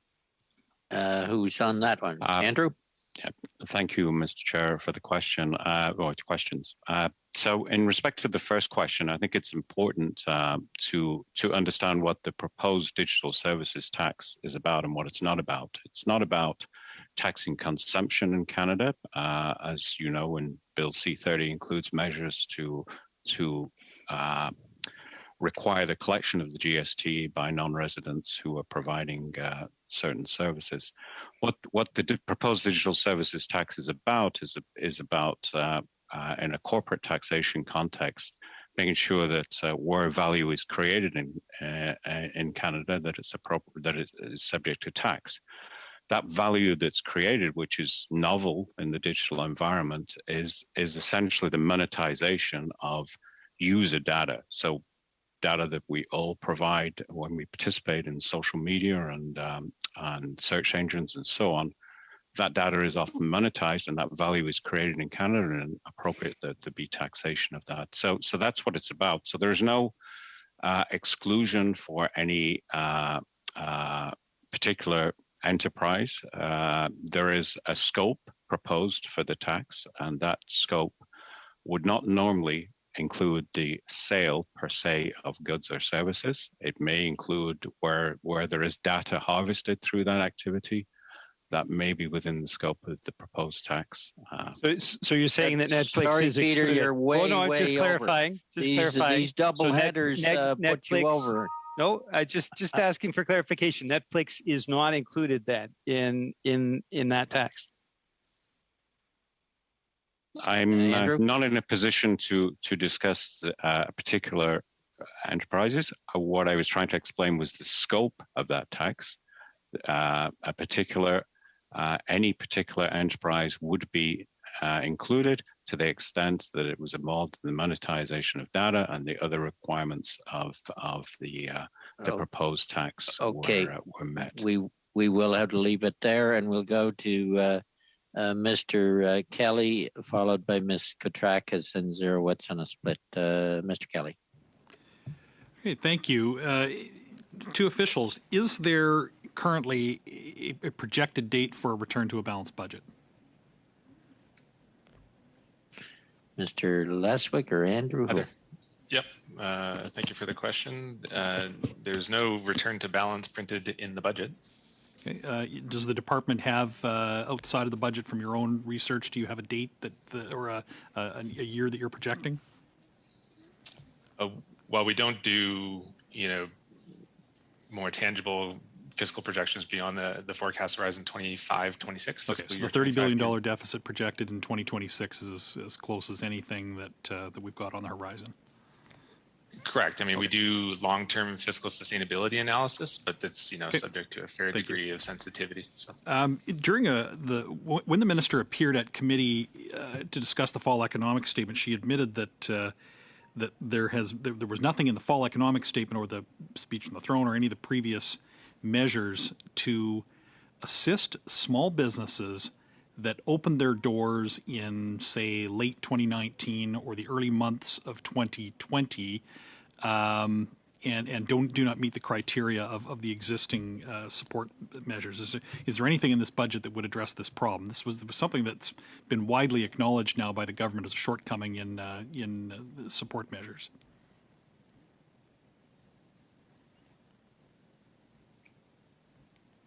Cool. Ms. Dancy? Sure, I can start. I was just pausing. Yell if I don't see you. Sure. I just was pausing to see if my colleague, Mr. Marsland, wanted to reply as well, but perhaps we can share if we have different things to say. There are actually new or enhanced program announcements for Budget 2021 that will be available to new businesses or those that have been launched since the beginning of the pandemic. With respect to my area at Finance, Economic Development, there's the Canada Digital Adoption Program to support the acquisition of technology to help the digitization of business. There is the expansion of the Canada Small Business Financing Program, which actually includes a number of elements that are included in Bill C-30 for further detail, but both expands the range of assets that can be financed, as well as the different types of financing available. There also has been an expansion of the government suite of entrepreneurship measures for women entrepreneurs, Black entrepreneurs, and other equity-deserving entrepreneurs. Okay, so the business that spent the business entrepreneur that spent all of their life savings in 2019 to build a new restaurant with an opening date of March 15th, 2020. There's really, with all due respect, I think the programs that you've described, some of them will decline those businesses for the same reasons that they don't qualify for all of the existing programs. Is there really anything for a business such as I described? The elements I've described are available to new businesses. Okay. When the government launched the SECRA program, actually, let me put it this way: when in the transition from SECRA to the Canadian Emergency Rent Subsidy, there was an additional provision added prohibiting related parties. And certainly nobody wants related parties to be able to game the system to obtain access to a subsidy. But it is normal for small businesses with commercial mortgages to have separate entities, the corporation that will own the property and have the mortgage on the property versus the operating company. Small businesses have complained that they are denied access to the rent subsidy program, which is supposed to also help businesses that own their premises. Could someone explain how or whether or not this shortcoming has been addressed or whether this has been flagged as a problem? Because we've been hearing about it for months. Mr. Chair, perhaps go ahead, Andrew. So I'll take that one. It's correct that there are provisions relating to rent paid to related parties. In terms of the specific question, perhaps I could look into that and get back in writing to the committee, or we could come back to it in a subsequent meeting on the bill. I apologize, I don't have the specific answer to hand. Okay, have I got any time? Last question, Pat. All right, the new hiring credit involves much of the same criteria as the wage subsidy and rent subsidy, which, as I mentioned in my second question, the requiring of a loss of revenue compared to early 19 year-over-year loss excludes many businesses, including new businesses. Was this sort of a deliberate exclusion on the hiring program, or what will new businesses be able to access this program? And if not, why? I expect Miss Dancy in that. Who's on? Mr. Marsland, go ahead. Yes, it's correct that for the proposed hiring program, one of the criteria is that the applicant, the employer have suffered a revenue decline. So that is correct, and that is essentially the program is focused on recovery from the pandemic and provides an alternative calculation to the wage subsidy. So the proposal is that it would not apply where there's no revenue decline as defined under the wage subsidy. So a newer enterprise would not qualify. That's correct. Thank you. Okay, then we'll end it there. We are considerably over. Ms. Koutrakis and Ms. Zurowitz on a split. Annie? Thank you, Mr. Chair. And for the interest of time, I have two questions, so I'll ask them both. One is on the disability tax credit. Can you outline the steps taken in Budget 2021 to improve access to the DTC and comment on the benefit this will have on Canadians living with disabilities and their families? And my second question is, how does the new Canada Recovery Hiring Program compare to the wage subsidy, the CEWS, and why was it necessary to introduce this new program in addition to the existing wage subsidy? All right, who's on? Mr. Chair, that will be me. So they're essentially, in relation to the disability tax credit, there are two proposed measures.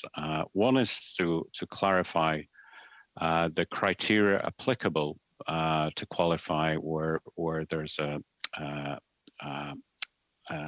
in relation to the eligibility criteria relating to the mental functions necessary for everyday life, and really that's to make it clearer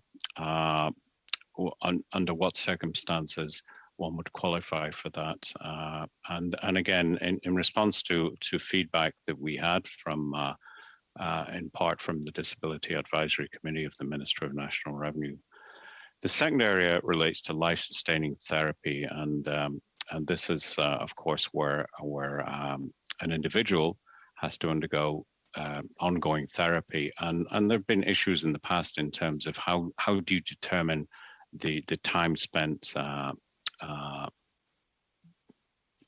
the time required to spend on such therapy. So the proposals in the bill essentially expand to some extent the qualifying amounts of time that would be required under that to meet the requirements. Again, in response to the feedback that the department has received. In terms of the Canada hiring program, so essentially how that relates to the wage subsidy, it allows essentially you look at the reference. You take a reference period in March or April, a 1 month reference period, and then apply a percentage to the incremental hiring from that reference period over the months of the program. And an employer can calculate the wage subsidy that employer will be entitled to, or the amount under the hiring program, and take the better of the both. And essentially, the objective of that is to support firms that have been significantly affected, employers that have been significantly affected during the pandemic as they enter that recovery phase. So it supports the rebuilding of the business and the rebuilding of the workforce in that period. Thank you. Thank you both, Ms. Zerowitz. Thank you so much, Mr. Chair, and I want to thank all officials for being here today, and thanks for your extraordinary hard work on this huge budget. My question to you is about skills and training.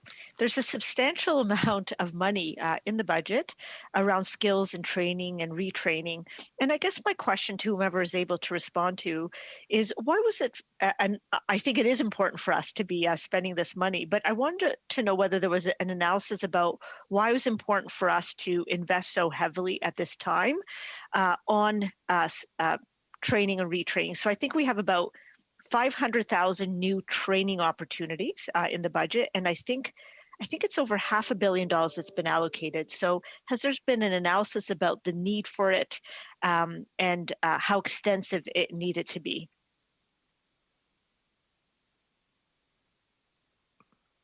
Who's on it? Okay, Mr. Countryman. Yes, I'll take a stab at that. So there is, as you're correct to say, that there is an extensive amount of supports in the budget regarding skills and training development.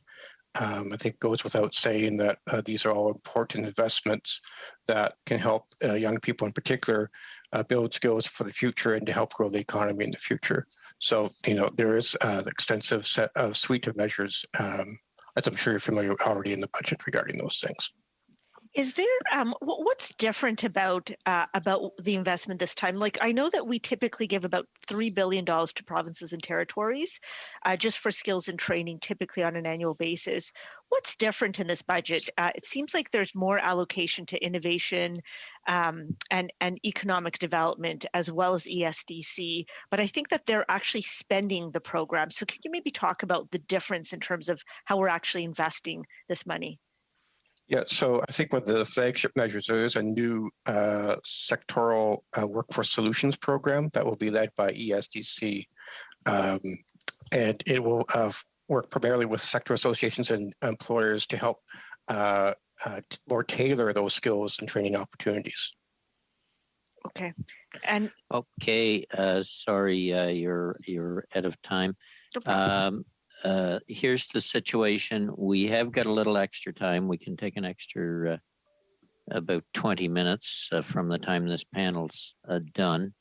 So I'll go to one question from Mr. St. Marie. 2 minutes, Mr. St. Marie, to Mr. Julian, Ms. Jansen, and Mr. Fragascatis, about 4 minutes each. And then we'll have a little discussion on that motion, see where people are at. Mr. St. Marie. Oui, merci, Monsieur le Président. Il y a aussi... Thank you, Mr. Chairman. There's also Ms. May that was wanting to ask a question, I believe. Now, my first question... I think we got time. Okay, merci. Thanks. My first question is for Mr. Marshland. Now, the government saw fit to levy a 2 or 3% tax on gaffers, duties or royalties, and these companies will have to fork out to pay that tax. Now, it's my understanding that international companies that provide some services, such as series, will not be subject to this 3% tax. Is that the case? Thank you for the question. So, as I explained in my earlier response, the proposed tax it will apply on certain revenues associated with value creation in Canada, and that value creation typically comes from the monetization of user data in Canada. And in such a respect, the proposed tax is really quite similar to those in place in other G7 countries, for example, France, Italy, and the United Kingdom. So in a similar fashion, the proposal is to get at that value creation in Canada, and companies that fall within the scope of that would be required to pay it on a certain portion of their revenues, which is associated with that value creation, which is typically the monetization of user data.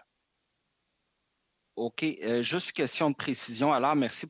Okay, thanks for your answer. Just by way of clarification, if a gaffer were to sell to an individual goods that come from China, for example, but let's say that the individual pays 20 Canadian dollars for that item, the business that will make a profit off that transaction, will it have to pay that tax on the transaction? There was no value creation in Canada. There was value creation in China. Is that what you're saying? Yes, in a sense, Mr. Chair, that is what I'm saying. And if you think about that analogy, a Canadian exporter who exported, for example, an agricultural product to China would not be subject to tax in respect of that economic activity in Canada, unless they had a physical presence in the destination country and had a branch there and added value there. So in a sense, it's like that. But as I mentioned earlier, the bill does include measures to ensure the appropriate taxation of the consumption through the GST or HST in Canada. Okay, Mr. Julian. Well, thank you very much, Mr. Chair. I understand now why the minister was stepping so gingerly around this, and I understand why you, Mr. Marsland, are stepping so gingerly around this.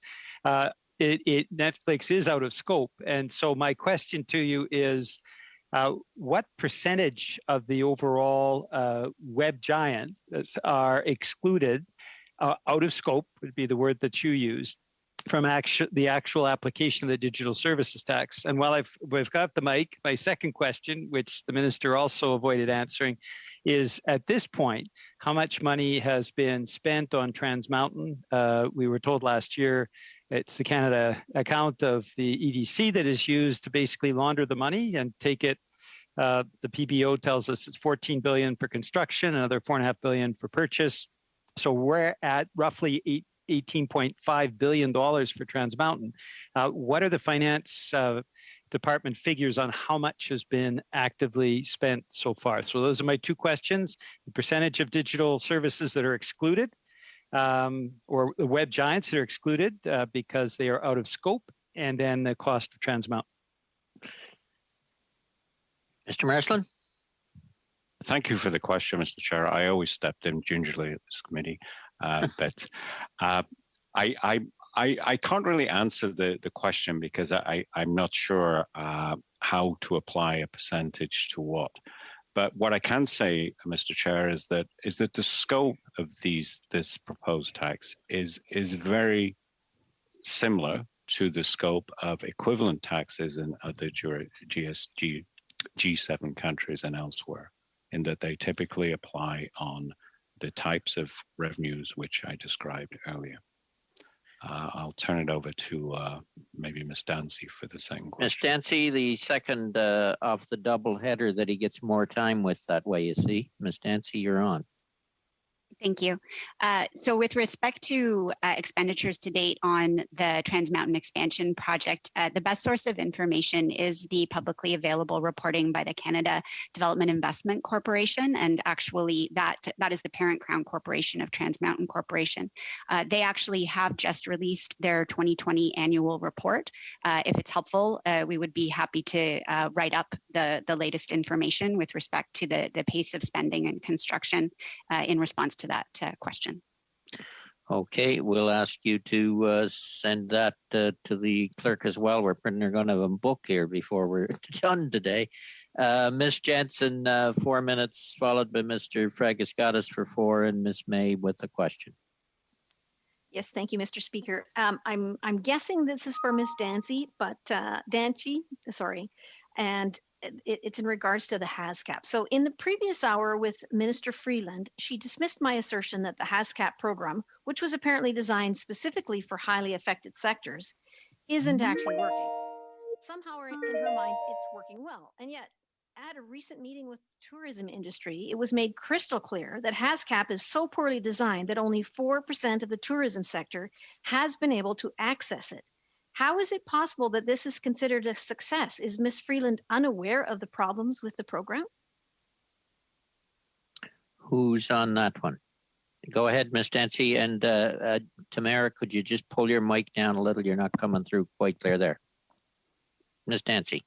Sure, I'm happy to take that question, although I'm not sure I'll have a more satisfactory response. The HASCAP program, it is delivered by the Business Development Bank of Canada. And so information with respect to its take-up and its application pipeline and its traction in the business community, those questions really are best addressed to the Crown Corporation that's implementing the program. I actually just myself, I have not heard that degree of concern that you've underlined. And so that's something certainly that I would like to follow up on and I would like to understand better. But perhaps, I mean, we're already providing a number of written replies. Perhaps we could work with our colleagues at the Business Development Bank of Canada to provide a more fact-based response. Okay, so I have a follow-up to that question then. The Tourism Industry Association of Canada says that the Canada Recovery Hiring Program will be yet another failure, just like the HASCAP. It didn't take into account seasonal industries, with which a huge majority of tourism business is, and doesn't reflect the fact that they need a longer recovery window that others don't.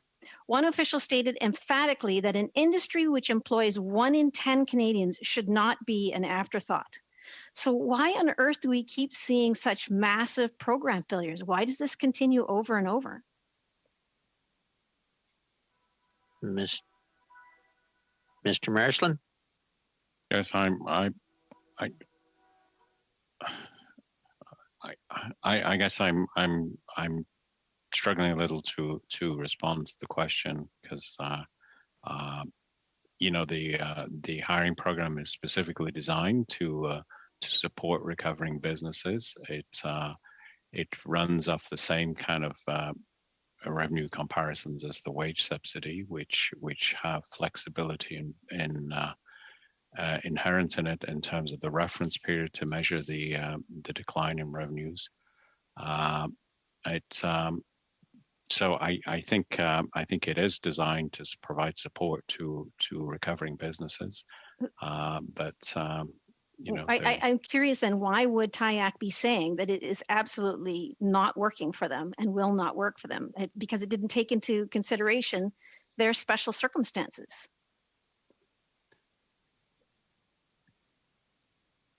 Mr. Chair, I guess I'd respond by saying that you know these programs of broad application have to have kind of common and easily administrable kind of parameters. In this respect, I'm not aware of the specific points raised by the Tourism Industry Association, but the program is designed to be widely available and responsive. I think we will be hearing from them as a witness also next week, and we can get more details on where the problems are. I understand some of these things can be changed by regulation. Everything's not quite fixed, if that's the problem. Tamara, go ahead. No, that was it. Thank you. Okay. Thanks. Then who do I have? Mr. Fragiskatis and then Ms. May.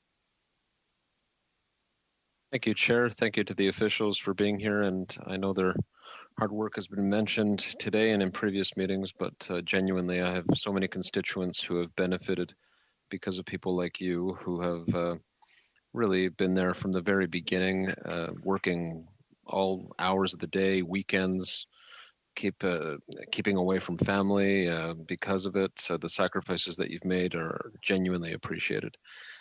Mr. Chair, before I ask a question to officials, Trans Mountain has come up here, and in particular, Mr. Julian has raised it a few times. It's important to note that in July of 2020, there was a profit reported on Trans Mountain of $29 million, and just today, a profit of $40 million reported. So, naturally, there will be those who say that those profits are modest, but a profit is a profit. And most importantly, I think for anyone who cares about the environment, point of order. What's your point of order? That's prior to interest and depreciation, so it's actually a loss. I think that's more debate than a point of order. Go ahead, Peter. Well, it is a point of debate, certainly. And just to put my colleagues' concerns at complete ease, all of those profits are invested in green projects that benefit the environment. So I think it's important for that to be on the record, and I can see on my screen how excited Mr. Julian is about that. To officials, I had a question when Minister Freeland was here about predatory lending and the consultation process that will take place on specifically the criminal interest rate that currently sits at 60%. Is there, do officials have any information about the number of Canadians that have accessed what would be considered predatory loans during the pandemic in particular, but in general terms over the past few years? Is there anything that you can provide the committee on that point? Ms. Anderson, we'll try see what it sounds like, Leah. Yes, I don't think my translation will work. It's my browser, but I'm happy to provide a written response to that question. Okay. Yeah, I don't think the translators could get it. There really seems to be an echo. Go ahead, Peter. Thank you, Chair. That would be great. And I won't ask another question on it, but I will ask that whether it's Ms. Anderson or other officials that work on that, if the committee could also be provided with information about what other jurisdictions are doing to address this, other countries, what they're doing to address this, that would be quite welcome as well. Can officials comment on measures in the budget that would help housing affordability? What is in there that can be highlighted? There is the tax on foreign buyers, for example. Just wondering if that could be discussed more. Who's tax on foreign buyers there? Andrew? Yeah, Mr. Chair. So they're the proposal in the budget, and it's a proposal for consultation, but it's a consultation on a new national 1% tax on the value of non-resident, non-Canadian owned residential real estate in Canada, and the proposal is that would apply subject to certain exceptions, and that would apply as of beginning in 2022. So there's work to be done in developing that. The budget said that we would have some engagement on framing that tax, but in essence, that's how it would work. And the idea is to essentially to apply the tax to underused housing in Canada, and it would apply, and again, there are more details to be worked out in respect of how it would apply in resort or tourism communities, or not apply in that case in those areas. So we will be consulting on that and coming out with further details following the consultation. Last question, Peter. Thank you very much. On that, if I could go back to, I suppose it would be Mr. Marsland. Has there been an analysis done on the extent to which that measure will tangibly impact housing affordability in a positive way.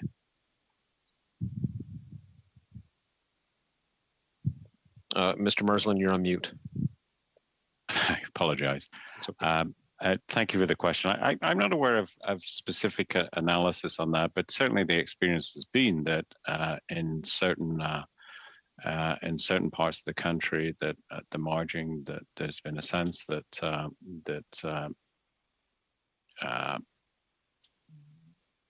participation in the markets by non-resident owners has had an effect in terms of house prices. Okay, thank you both. Ms. May, you'll have to wrap it up. Thank you, Mr. Chair. I'll try to be brief, but the question to people within Finance Canada, this is at a higher level of abstraction. This comes from my experience of having been in every budget lockup since 1997, when budgets were shorter but contained more information and were more readable and understandable to parliamentarians who are, of course, in theory, Parliament it controls the public purse. We used to actually have at the back of a budget the departmental breakdowns. You could compare a department by department last year to next year and so on. And I'm wondering if anyone, because it's been a very consistent criticism from the Institute for Fiscal Studies and Democracy and others, that we don't really know where the money's going in any real sense from reading the budget. And I'd love to hear from any of our senior civil servants here, if there's any discussion of going back to the way budgets used to be under finance ministers like Paul Martin and Ralph Goodale. I don't think I've seen a budget in the budget since around that time. Does anybody want to take that one? And I will say I actually agree with Elizabeth on that one. You used to be able to see what a department spent the previous year and rolled out for the next few. Now all we see is the increases or the declines. Anyway, anybody want to take it on? Thank you, Mr. Chair. I'll take a shot. Because I really do sincerely appreciate the question. And I feel like we have gone through these ebbs and flows where we've tried to provide more and less information and gauge the utility of such information, for parliamentarians and other commentators, Canadians, but, folks like the Institute for Fiscal Studies. I can't comment much on, 70s, 80s, and 90s. We've in the early 2000s, we transitioned between cash and accrual. So we have found ourselves in this weird space where we budget on accrual now. We have that difficult intersection between our accrual communication of what we're spending versus what you see on a cash basis in the estimates. So, and often there's that confusion, right? Because it is at times a very difficult translation.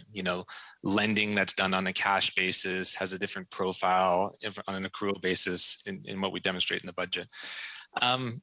We work with the PBO to try and add a degree of precision so that our documents are usable for parliamentarians and understandable. We've tried to create crosswalks between budget and estimates, so you see the numbers coming out in the budget and how they crosswalk into estimates, which these are the Appropriation Act that parliamentarians are approving for departmental spending. All to say, I'm not trying to ramble, but we would be happy to seek your feedback on how we make, it's a 750-page document, right? We're taking all the space we need to try and make sure that we're communicating appropriately and that there's real accountability in terms of where the dollars are going. I can point to instances, I've been in this job for 6 years now, where we've tried to provide supplementary information and annexes and, haven't got a lot of, endorsement from the PBO and other people who are reading it. So in all honesty, would love to try and find that sweet spot so that so the financial information in the budget is usable and understandable. And if you have instances where you have examples in, generations past of budgets that were more of a practical function, then would be happy to connect with you in your office and take that feedback on. Absolutely. I would love that because I haven't seen a real budget. I call it the big fat spring brochure. I would love to give you more feedback. Thank you. Okay, I think Nicholas, you'll be getting some feedback on that. Thanks to the officials for coming. We will have to have a quick discussion on whether it's on the motion or what we do. We'll see in a minute. But I want to sincerely, on behalf of all committee members, thank you for your efforts. Look, we know there's a lot of demands on finance. If there's demands on finance, that means there's demands on officials. And during these kind of times, working from home isn't all that easy, and it's long days and short nights. We know that, Mr. Chair, and we certainly thank you for as the programs rolled out over the last year, for showing a willingness to adapt some of them. Ed? Yes, if I could echo your very fine comments. With the questions we ask of our officials, they're sometimes tough. Sometimes they reveal that we don't understand the finances of the nation perhaps as well as we should. But we know that all of you work tirelessly to serve Canadians. You should know that we do, as an opposition, appreciate that. And again, I echo Wayne's comments. Thank you for the work you do for us. Thank you, and I think everybody's of the same opinion. So thank you very much, folks. Then turning to your released guests, turning to committee members, Sean has sent a motion through the clerk there, but I'll just make this statement. We got 8 meetings lined up starting the week of, what's next Monday? The week of the 17th. We got 8 meetings lined up based on the earlier subcommittee agreement and motion. In the motion that Sean has put out, whether we deal with it or not, we certainly need to make a decision on witness deadlines. The motion is saying 18th. With 8 meetings, we're going to need a lot of witnesses. We will have officials and the chance to question them again. So the clerk will need time. What makes it more complicated, clerk has to try and send out these things as well so that we can translation can work. So that's one quite serious problem. I think the motion doesn't mention farming it out to other committees, because we've already talked, or I've talked to other committees and into the system, and there just isn't time available. The only committee that has time booked on so-called break week, the only committee that has time booked that week is UMA. And there is 10 divisions in the budget implementation that apply to them if we wanted to farm that out to them. So we have to, I guess, have to make some decisions whether we want to deal with the motion as is or leave it to next meeting. I don't know, but we definitely have to do something on a deadline on witness and priority lists in order to be ready to roll next week, because it's going to be a busy week. I just wait till I get participants up here. I'm not sure who was the first in. Peter Julian, Pat Kelly, and Sean Fraser. Peter. Thanks, Wayne. I have a question before I make comments, and I understand that at this point we only have department officials scheduled for Thursday. Is that true? That's true. Okay. So what I would like to suggest, I just had gotten a copy of the motion. I'd like to consider it, of course, and I don't want us to make a decision today. I would suggest that it would be useful to have the steering committee meet on Thursday, at least in a portion of the time that we have allotted, so the steering committee can make decisions. And in the meantime, I'm certainly open to, and I'll see what my colleagues say, but I'm open to having an initial list of witnesses by this Thursday so that the clerk can get going on it. But I'm not prepared for a final list of witnesses, because I think we need to map out the coming weeks. Thank you. Okay, I'll go through the list. Just to mention on the steering committee, Peter, one of the difficulties there is if the steering committee meets, we pass a motion, or we decide what the steering committee decides, and then it really has to go to the full committee to be official. That puts us into Monday. That's the difficulty with that process versus the full committee meeting to deal with on Thursday. That's just a technicality. Pat, Sean, and Gabriel. Pat? And I agree. I think more or less completely with Peter. I don't think that we should debate the motion right now. If necessary, if there's no other way to get a steering committee meeting together, then yes, devoting a portion of the Thursday meeting to it. I might even, just a possibility, we could have the steering committee at the beginning part of that meeting, if that helps us get toward passing a motion earlier. I don't know. I'm in the room with the clerk. I'm not sure if we have if there's a possibility of extending that meeting. If we're at a hard stop on it. If not, we could extend that meeting, have the steering committee meeting at the beginning of Thursday. So those are just my suggestions. We can have the clerk check that out. I do know we tried everything to get a steering committee meeting, and this is what complicates things so darn much, is we can't get times. Sean. So look, thank you everyone for looking for flexible solutions here. I'm just wondering if there's concern about having to have the whole committee effectively ratify the steering committee's report. Would it be more advantageous to take Peter's proposal and make a decision on this on Thursday when everybody's had time to review it, but to do it by setting aside committee business time where we can all be part of that discussion and decision? I don't feel that strongly about it, but I do recognize, Wayne, the challenge that you flagged about the potential for the spilling into next week. I also just got a flag here, and I think I know that where people stand on this. If the committee wanted to refer portions of this to HUMA, I think we've got to make that decision pretty quick because we're going to just lose the ability for them to take it. As I mentioned before, I'm kind of agnostic as to whether we do that or not. If other members of other parties feel differently, then I would more than happily accommodate on that point. Only to say that to avoid the pitfall that Wayne flagged, we might be able to take Peter's approach, but deal with it in committee business for the first chunk of the Thursday meeting or something like that. Okay, Gabriel. Oui, merci, Monsieur le Président. Well, thank you, Mr. Chairman.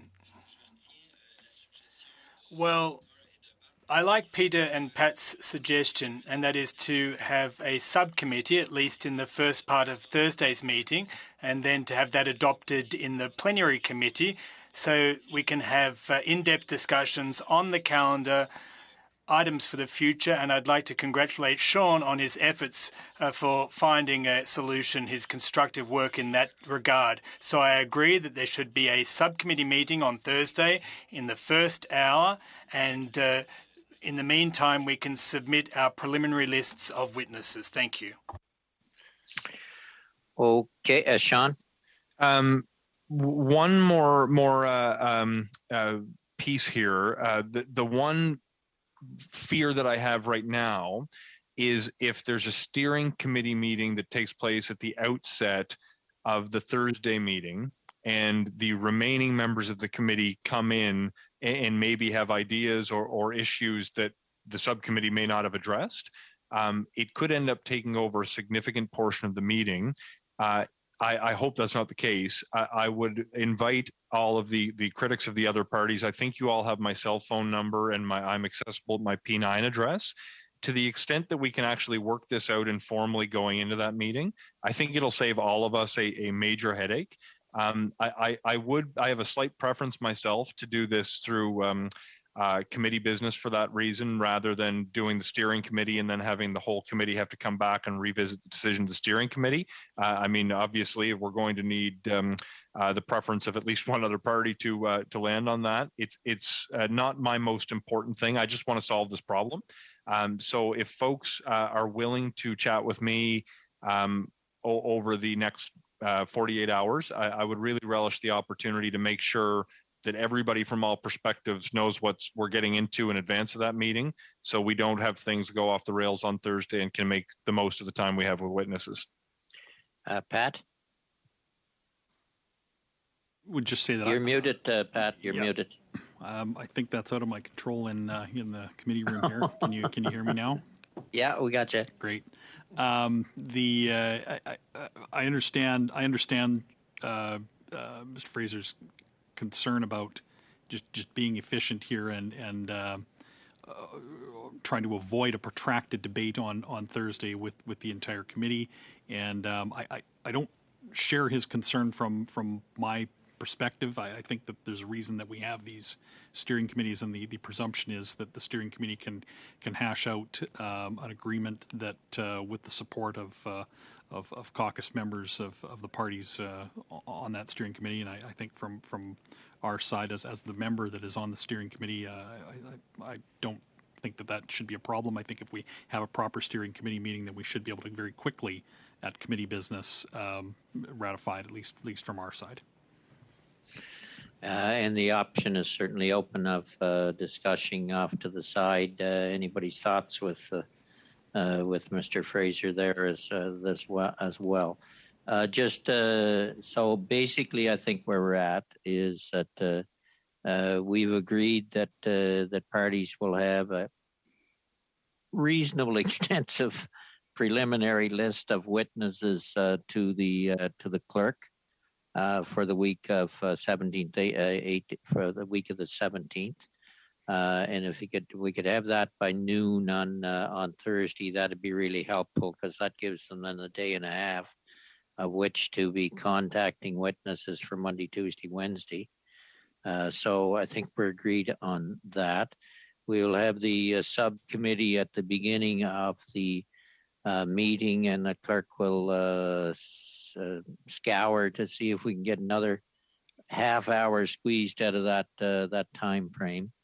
The one thing that is still a problem that we haven't dealt with, and that is, do we want to firm those 10 sections, 10 divisions out to Yuma? Because we either have to, I think we got to make that decision today, or we end up doing it all ourselves. If there is another committee meeting, that'll allow more witnesses to get heard, because we're not going to be able to hear them all. And I think I counted them up. There's 10 sections that could apply to them, but we really need to make them that offer today. They can accept or refuse, entirely up to them, because if we do it on Thursday, they won't have time to organize it.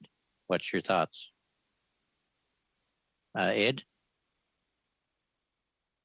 Yes, I'd made my thoughts clear to Sean that I believe it's in the best interests for us to keep this all at finance, and we haven't changed our mind on that, just so you know up front. I don't know about the other members. Certainly on our side, that's our position. Okay, Peter? 2 points. First off, yeah, I agree with Ed. Let's keep it all with finance. So I would prefer not to parcel any of it off. And I also wanted to pledge the support of the entire NDP caucus on the Finance Committee. Any decision that's made by the steering committee will bind all of the New Democrats on the Finance Committee. I want to make that very, very clear. Peter Fragascatis. Thanks, Chair. There you are. I'm here. Yeah, it's more of a question actually for you. In fact, what has been the practice in previous years? It's my understanding that parts of the BIA have been delegated to relevant committees, apart from ours. But I would be interested to hear your view on that. Well, I guess what makes me kind of keen on it is I think the decision's been made. We're not firming it out. But I really regret at a previous finance committee, we didn't firm out one section to justice, and we should have. That related to the SNC-Lavalin issue in the end. But in any event, it's been done both ways. Sometimes it's firmed out to 4 or 5 committees, because that section of the budget may be they may have more knowledge in that particular area than we do as a finance committee. So it's been done both ways, firmed out sometimes and sometimes not. It's always the decision of the other committee whether they want to accept it, and then there's reporting back deadlines as well. So I think where I see people been at it's not wanted to be firmed out, we'll have to do it ourselves. Gabriel. Oui, c'était juste pour confirmer. Well, I just wanted to confirm what you just said. Thank you. That's all. Okay, thank you, Gabriel. Peter, did you have something else? Yes, I did, Chair. Based on what you said, I would just urge my colleagues to think carefully here. I mean, we want to do good work. We want to be serious about that work. But it's been a standard practice of the committee to farm out, if we're going to use that expression again, to other committees. And it could help us here in the sense that we'll be able to complete the work efficiently and effectively and open the door to other work that we've considered in the past, including studies that that members have suggested. So I think, Mr. Chair, you did say that you were hoping the committee would lean in the direction of delegating the parts of the bill to other committees. I would just urge colleagues to think about that. All right. I think, Peter, sorry, I didn't see your hand there. Go ahead. Last comment to you, and then we'll just the last comment. 1 minute. Thanks, Wayne. And for Peter's comments, I mean the trend has been when there's a majority government that finance parcels it off because that's the direction from the majority government. But in minority governments, and certainly we lived through a lot of them a decade ago, it has not been the practice. It really depends on what the composition of parliament is. And this parliament's a minority parliament. All right. So if parties could have their preliminary list to the clerk by noon on Thursday, and we will meet as a subcommittee meeting at the beginning of committee on Thursday, and the finance committee will go it alone on all parts and divisions. With that, meeting adjourned. Thank you, one and all.